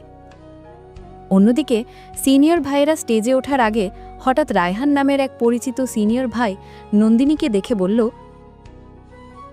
আরে রাজলক্ষ্মী নন্দিনী যে। নন্দিনী চমকে উঠল। রায়হান লম্বা লম্বা কদম ফেলে এগিয়ে এলো। রায়হান এককালীন এই ভার্সিটির সিনিয়র স্টুডেন্ট ছিল, এরপর ডাক্তারি পড়ার জন্য বিদেশ চলে যায়। রায়হান কাছে এসে বলল, এই তুমি নন্দিনী না, রাজনন্দিনী, রাইট? জি। রায়হান আর নন্দিনীদের বাসা একসাথে। ওদের বাসার সামনের আকাশি রঙা বাড়িটাই রায়হানদের, তাই চিনতে অসুবিধা হলো না। তাছাড়া রায়হান নন্দিনীকে দেখলে সব সময় এই নামগুলো বলে ডাকত, তাই নন্দিনী তেমন একটা চমকালো না। নন্দিনীকে আপাদ মস্তক চোখ বুলিয়ে বলল, তা রাজনন্দিনী, তুমি তো অনেক বড় হয়ে গেছো। তোমাকে কত ছোট্ট দেখেছিলাম সেই বছর সাথেক আগে, এখন তো তোমায় চেনাই যাচ্ছে না। সেই দেখো, তবুও দূর থেকে দেখে তোমাকে চিনতে বিন্দুমাত্রও ভুল করিনি। নন্দিনী মৃদু হেসে মনে মনে বলল, ডাক্তার সাহেব, আপনি চোখের মধ্যে যে পাওয়ারফুল চশমা পরে আছেন, অবশ্য চেনারই কথা, এতে অবাক হওয়ার কিছুই নেই।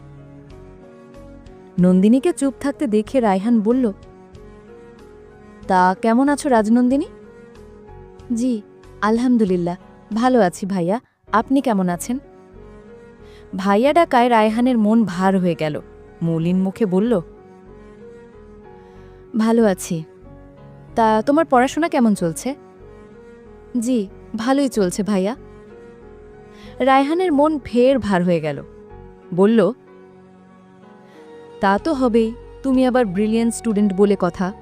তা আজকে ফ্রেশার্স পার্টিতে অংশগ্রহণ করেছো নাকি রাজলক্ষ্মী নন্দিনী? জি ভাইয়া। ও আচ্ছা, তা আমি যতদূর জানি তুমি খুব ভালো গান গাইতে পারো। ওই এক আধটু গাওয়া হয় আর কি, বান্ধবীরা মিলে। তা বেশ ভালোই।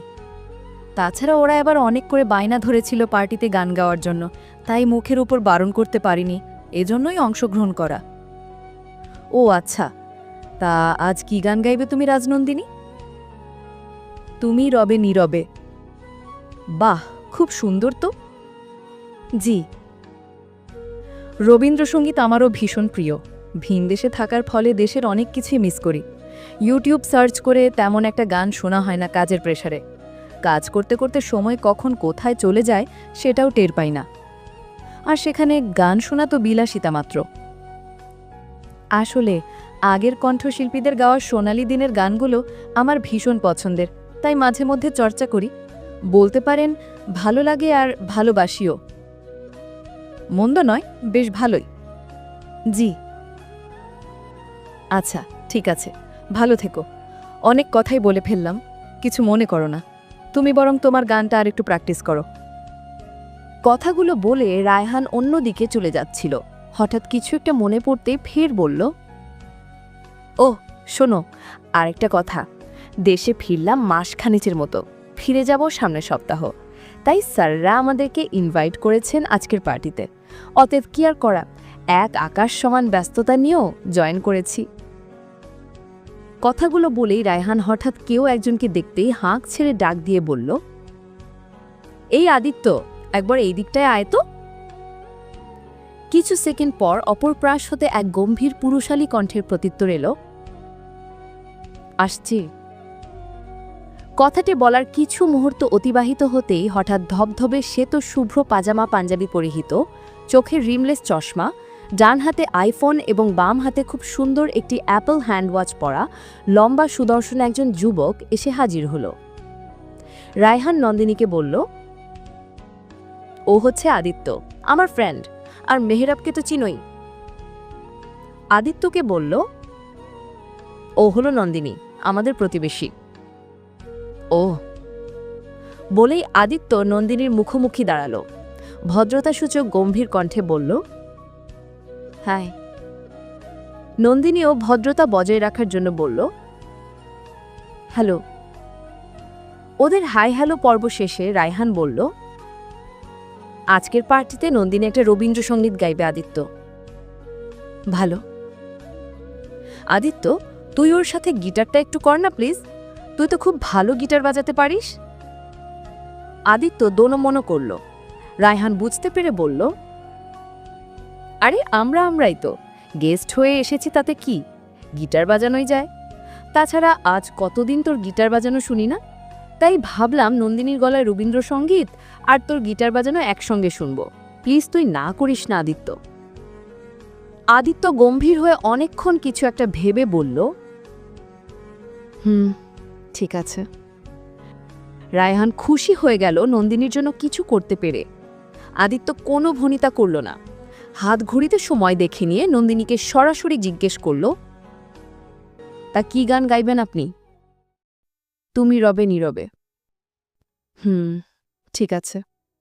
তা কোন স্কেলে বাজাবো বলে দিবেন। এই মেজরেরই দিন। রায়হান আদিত্য নন্দিনীর হালচাল দেখল অদিতি আর ফাল্গুনী, তবে ওরা সবটা সময় চুপচাপ রইল। আজ অদিতি আদিত্যর সঙ্গে নন্দিনীকে পরিচয় করিয়ে দিল না। খুব স্বাভাবিক থাকল ওরা তিনজন, যেন ওরা কেউ কাউকে চিনেই না। সবচেয়ে আশ্চর্যের বিষয় হলো আদিত্য নন্দিনীকে চিনলেও নন্দিনী আদিত্যকে চিনতে পারল না। তবে আজ আদিত্যর মুখে মাস্ক ছিল না। আদিত্য নামটি শুনতেই নন্দিনী ভেবেছিল পৃথিবীতে এক নাম কতজনেরই তো হয়, তাই সে আদিত্যকে নিয়ে এত ঘাটালো না। তাছাড়া আজ অদিতি আর ফাল্গুনীকেও খুব স্বাভাবিক দেখালো। ওরা যে ভাই বোন সেটা কেউই বুঝতে পারল না। নন্দিনীও না। অতপর মাহেন্দ্রক্ষণ ঘুনিয়ে আসতেই স্টেজে নন্দিনীর ডাক পড়ল। নন্দিনী স্টেজে ওঠে, প্রথমে ওর পরিচয় দিল, তারপর সুমধুর কণ্ঠে গান ধরল। তুমি রবে নীরবে হৃদয়ে মম, তুমি রবে নীরবে নিবিড় নিভৃত পূর্ণিমা নিশীথে নিশম, তুমি রবে নীরবে হৃদয়ে মম, তুমি রবে নীরবে। নন্দিনীর সুমধুর কণ্ঠ আর আদিত্যের গিটারের তারের জাদুকরী সম্মোহন কিছুতেই যেন কাটতে চাইল না দর্শক শ্রোতাদের। সবাই মুগ্ধ হয়ে শুনতে লাগল। মনেই হচ্ছে না ওরা আজ স্টেজে প্রথমবার একসঙ্গে পারফরমেন্স করছে। মনে হচ্ছে ওদের বোঝাপড়া বহুকাল বহুদিনের। গান গাওয়া শেষে নন্দিনী সন্তুষ্ট হয়ে কৃতজ্ঞতা প্রকাশ করে আদিত্যকে বলল, থ্যাংক ইউ ভাইয়া। আদিত্য নন্দিনীর দিকে এক পলক তাকালো। নন্দিনীর মুখের মিষ্টি হাসি দেখে গম্ভীর স্বরে বলল, আমায় থ্যাঙ্কস কেন দিচ্ছেন নন্দিনী ফুল? আদিত্যের মুখ থেকে নন্দিনী ফুল শব্দটি শুনতেই নন্দিনী চমকাল। আদিত্য ঘড়ির দিকে তাকিয়ে সময় দেখে নিয়ে বলল, বাই দ্য ওয়ে, আপনি এত ভালো না গাইলে কেউ শুনতো নাকি? রাতে খাওয়া দাওয়ার পর্ব শেষে নন্দিনী ঘুমাতে চলে গেল। আনমনেই ফোনটা একবার চেক করল। হোয়াটসঅ্যাপে নোটিফিকেশন এসছে। নন্দিনী হোয়াটসঅ্যাপ চেক করতেই দেখল অদিতি তার ফোনে আজকের করা পারফরমেন্সের ভিডিওটি সেন্ড করেছে। নন্দিনী উদ্গ্রীব হয়ে সাথে সাথেই ভিডিওটি ওপেন করে দেখতে লাগল। মুগ্ধ হয়ে আনমনেই বলল, মাশাআল্লাহ, আজকের গানটা অসাধারণ হয়েছে। নন্দিনী বারবার ভিডিওটি দেখতে লাগল। এতকাল সে গান গেয়েছে, কিন্তু কখনো এমন মনোমুগ্ধকর লাগেনি শুনতে। ভিডিওটা দেখতে দেখতে হঠাৎ নন্দিনীর চোখ বারবার চলে যাচ্ছে আদিত্যের দিকে। কিন্তু কেন, নন্দিনী নিজেও জানে না। নন্দিনী হঠাৎ কি মনে করে হোয়াটসঅ্যাপে গিয়ে ভিডিওটা ওয়াসিফকে সেন্ড করল। ওয়াসিফ তখন অনলাইনেই ছিল। কিছুক্ষণ পূর্বে নাহিদা শিকদারের সঙ্গে কথা বলেছিল। ভিডিওটা সেন্ড করতেই ওয়াসিফ সাথে সাথে সিন করল। নন্দিনী অবাক হল। মিনিট দুয়েক পর ওয়াসিফ ভিডিওতে একটি থামস আপ স্মাইলি দিল। নন্দিনী অবাক হল। 5 মিনিটের ভিডিওটি মাত্র 2 মিনিটে কি করে দেখে শেষ করল ওয়াসিফ, তা একমাত্র ওই জানে। মনটা মলিন হয়ে গেল। চোখে জল এসে গড়ালো চিবুক বেয়ে। বেশি কথা বাড়াল না নন্দিনী। অশ্রুসিক্ত নয়নে গুড নাইট লিখে সেন্ড করে সাথে সাথে ফোনটা অফ করে দুচোখ বুঝে শুয়ে পড়ল। তার মনটা খারাপ হলেও মনটা কেমন যেন করছে, ভীষণ অস্থির অস্থির লাগছে। হাজারবার চেষ্টা করার পরেও রাতে ঘুম এলো না নন্দিনীর। বারবার মনে পড়ছে ওই ধবধবে শ্বেতশুভ্র পাজামা পাঞ্জাবি পরিহিত আর রিমলেস চশমা পরা ওই মুখটা। নন্দিনী বিড়বিড় করে বলল, নামটা যেন কি? ও হ্যাঁ, আদিত্য। ওনার নাম আদিত্য চৌধুরী। বলেই নন্দিনী বালিশের পাশ থেকে হাতড়ে মোবাইলটা নিয়ে ওপেন করল। আনমনেই ফেসবুক স্ক্রল করে আদিত্যের নাম সার্চ দিতেই সঙ্গে সঙ্গে প্রোফাইল চলে এলো। নন্দিনী প্রোফাইল নেম দেখল আদিত্য চৌধুরী। রায়হান, আয়মান, অদিতি, ফাল্গুনী সহ প্রায় 40 জনের মতো মিউচুয়াল ফ্রেন্ড।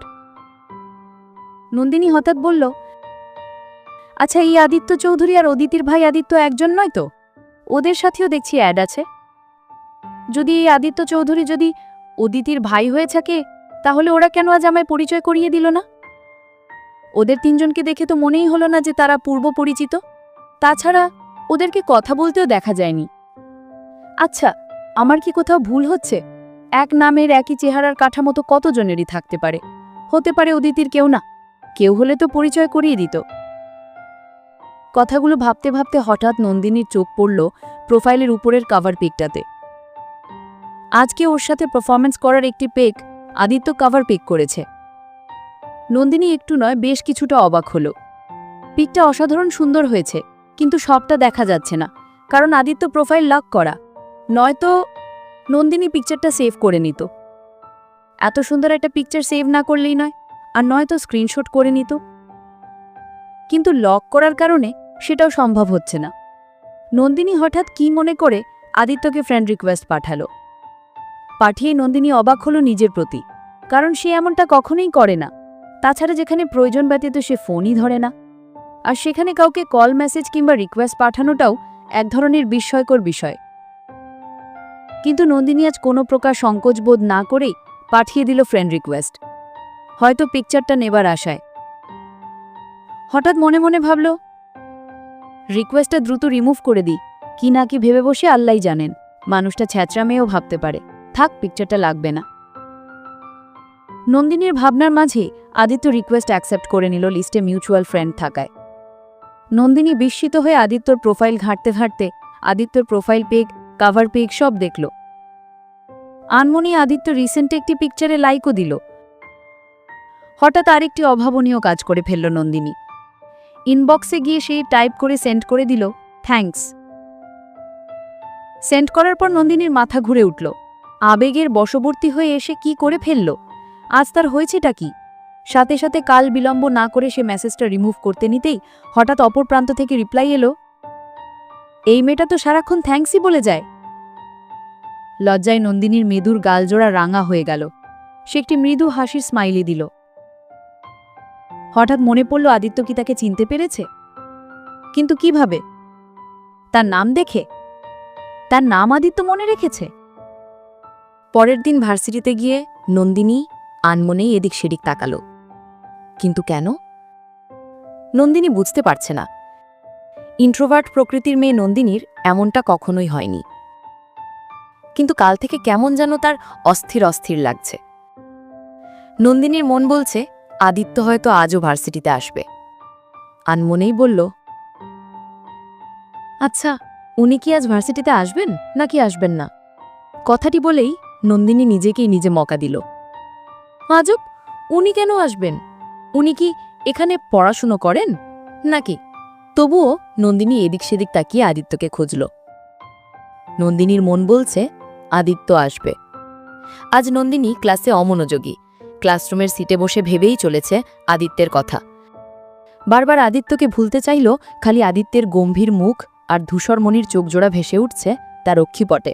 আজ তার মন নেই ব্ল্যাকবোর্ডের টিচারের আঁকা ডায়াগ্রামটার দিকে। সত্যি আজ এরকম কেন করছে ও? মনে মনে ভাবল, আমার কি সত্যি এমন করাটা আদেও উচিত? আমি তো সেই কবে থেকেই ইচ্ছায় অনিচ্ছায় একজনের সঙ্গে কমিটেড।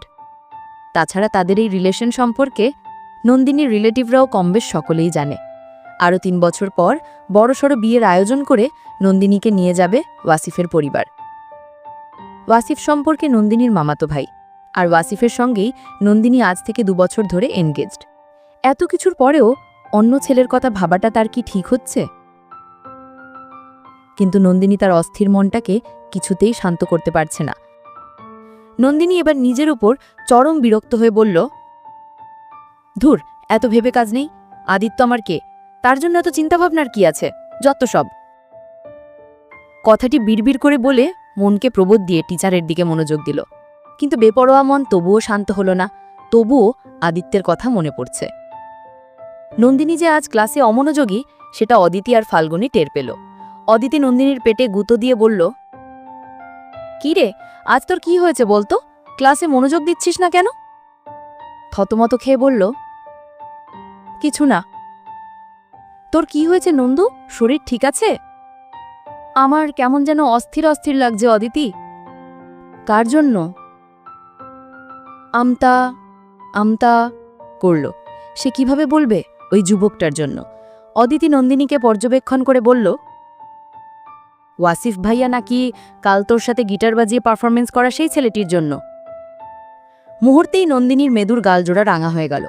অদিতি নন্দিনীর পিঠে চাপড় মেরে বলল, নন্দু, তুই শেষ। জিজ্ঞেসু দৃষ্টি নিক্ষেপ করল। অদিতি বলল, শেষ বেশ তাহলে প্রেমে পড়ে গেলি? মানে? মানে আবার কি? তুই কিন্তু এটা ঠিক করিসনি নন্দু। আমার বডি বিল্ডার ভাইটার কথা তোর মনে রাখা উচিত ছিল। নন্দিনী চোখ রাঙিয়ে বলল, এই ছাড়া আর কোনো কথা নেই অদিতি? তুই তো বললি অস্থির অস্থির লাগছে, প্রেমে পড়লে অস্থির অস্থির লাগে জানিস না? নন্দিনী চমকালো। সত্যি কি প্রেমে পড়লে অস্থির অস্থির লাগে? তাহলে নন্দিনী কি ওই গম্ভীর মুখ যুবকটার প্রেমে পড়ল? সেজন্যই কি তার অস্থির অস্থির লাগছে? নন্দিনী বিড়বিড় করে বলল, ইম্পসিবল।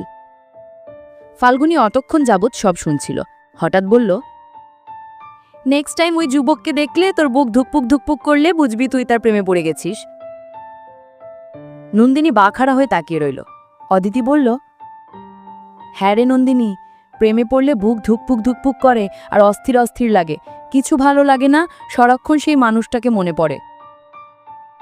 নন্দিনী খামতে লাগল, ওদের সব কথাই তো তার সাথে মিলে যাচ্ছে। তাহলে সে কি তবে সত্যি সত্যি আদিত্যের প্রেমে পড়ে গেছে?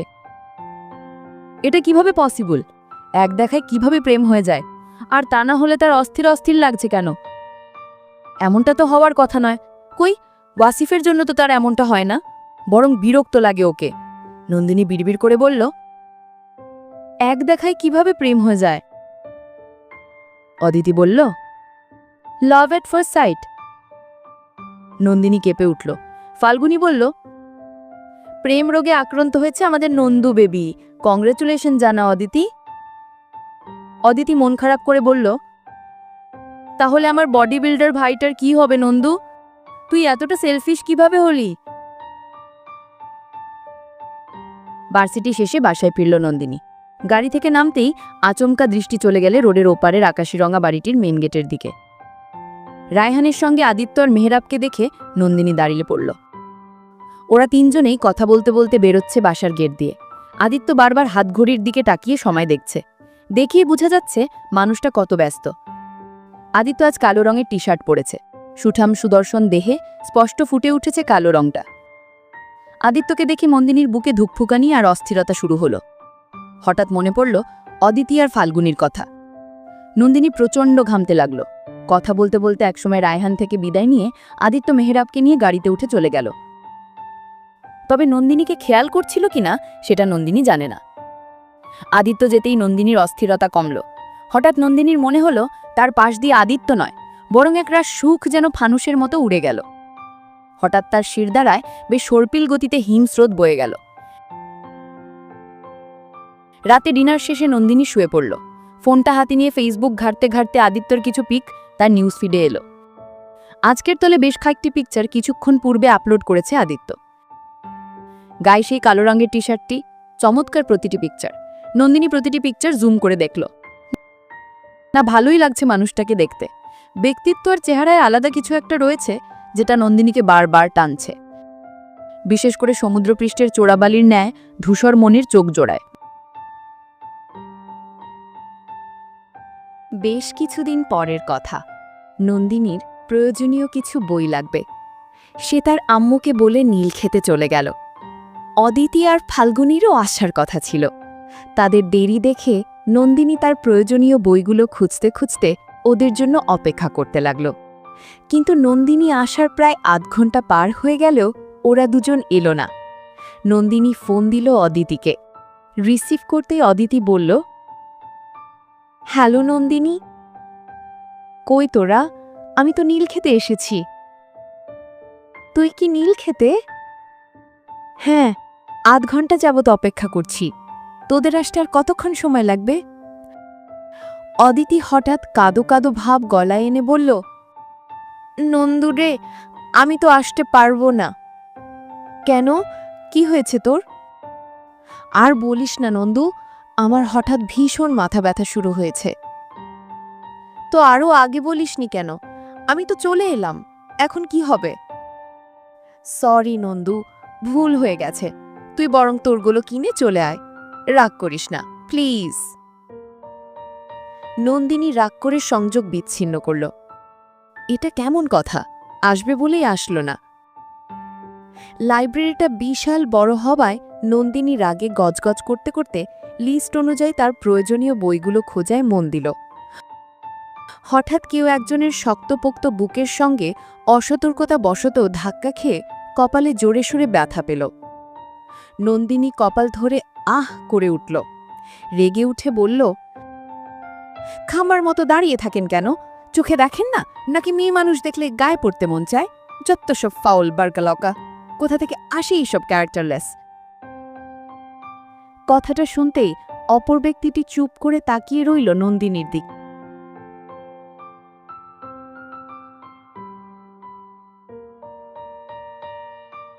ভিডিওটি এই পর্যন্ত দেখার জন্য অনেক অনেক ধন্যবাদ।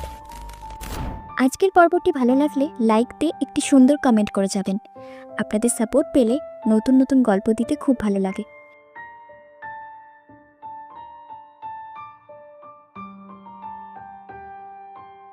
ধন্যবাদ সবাইকে।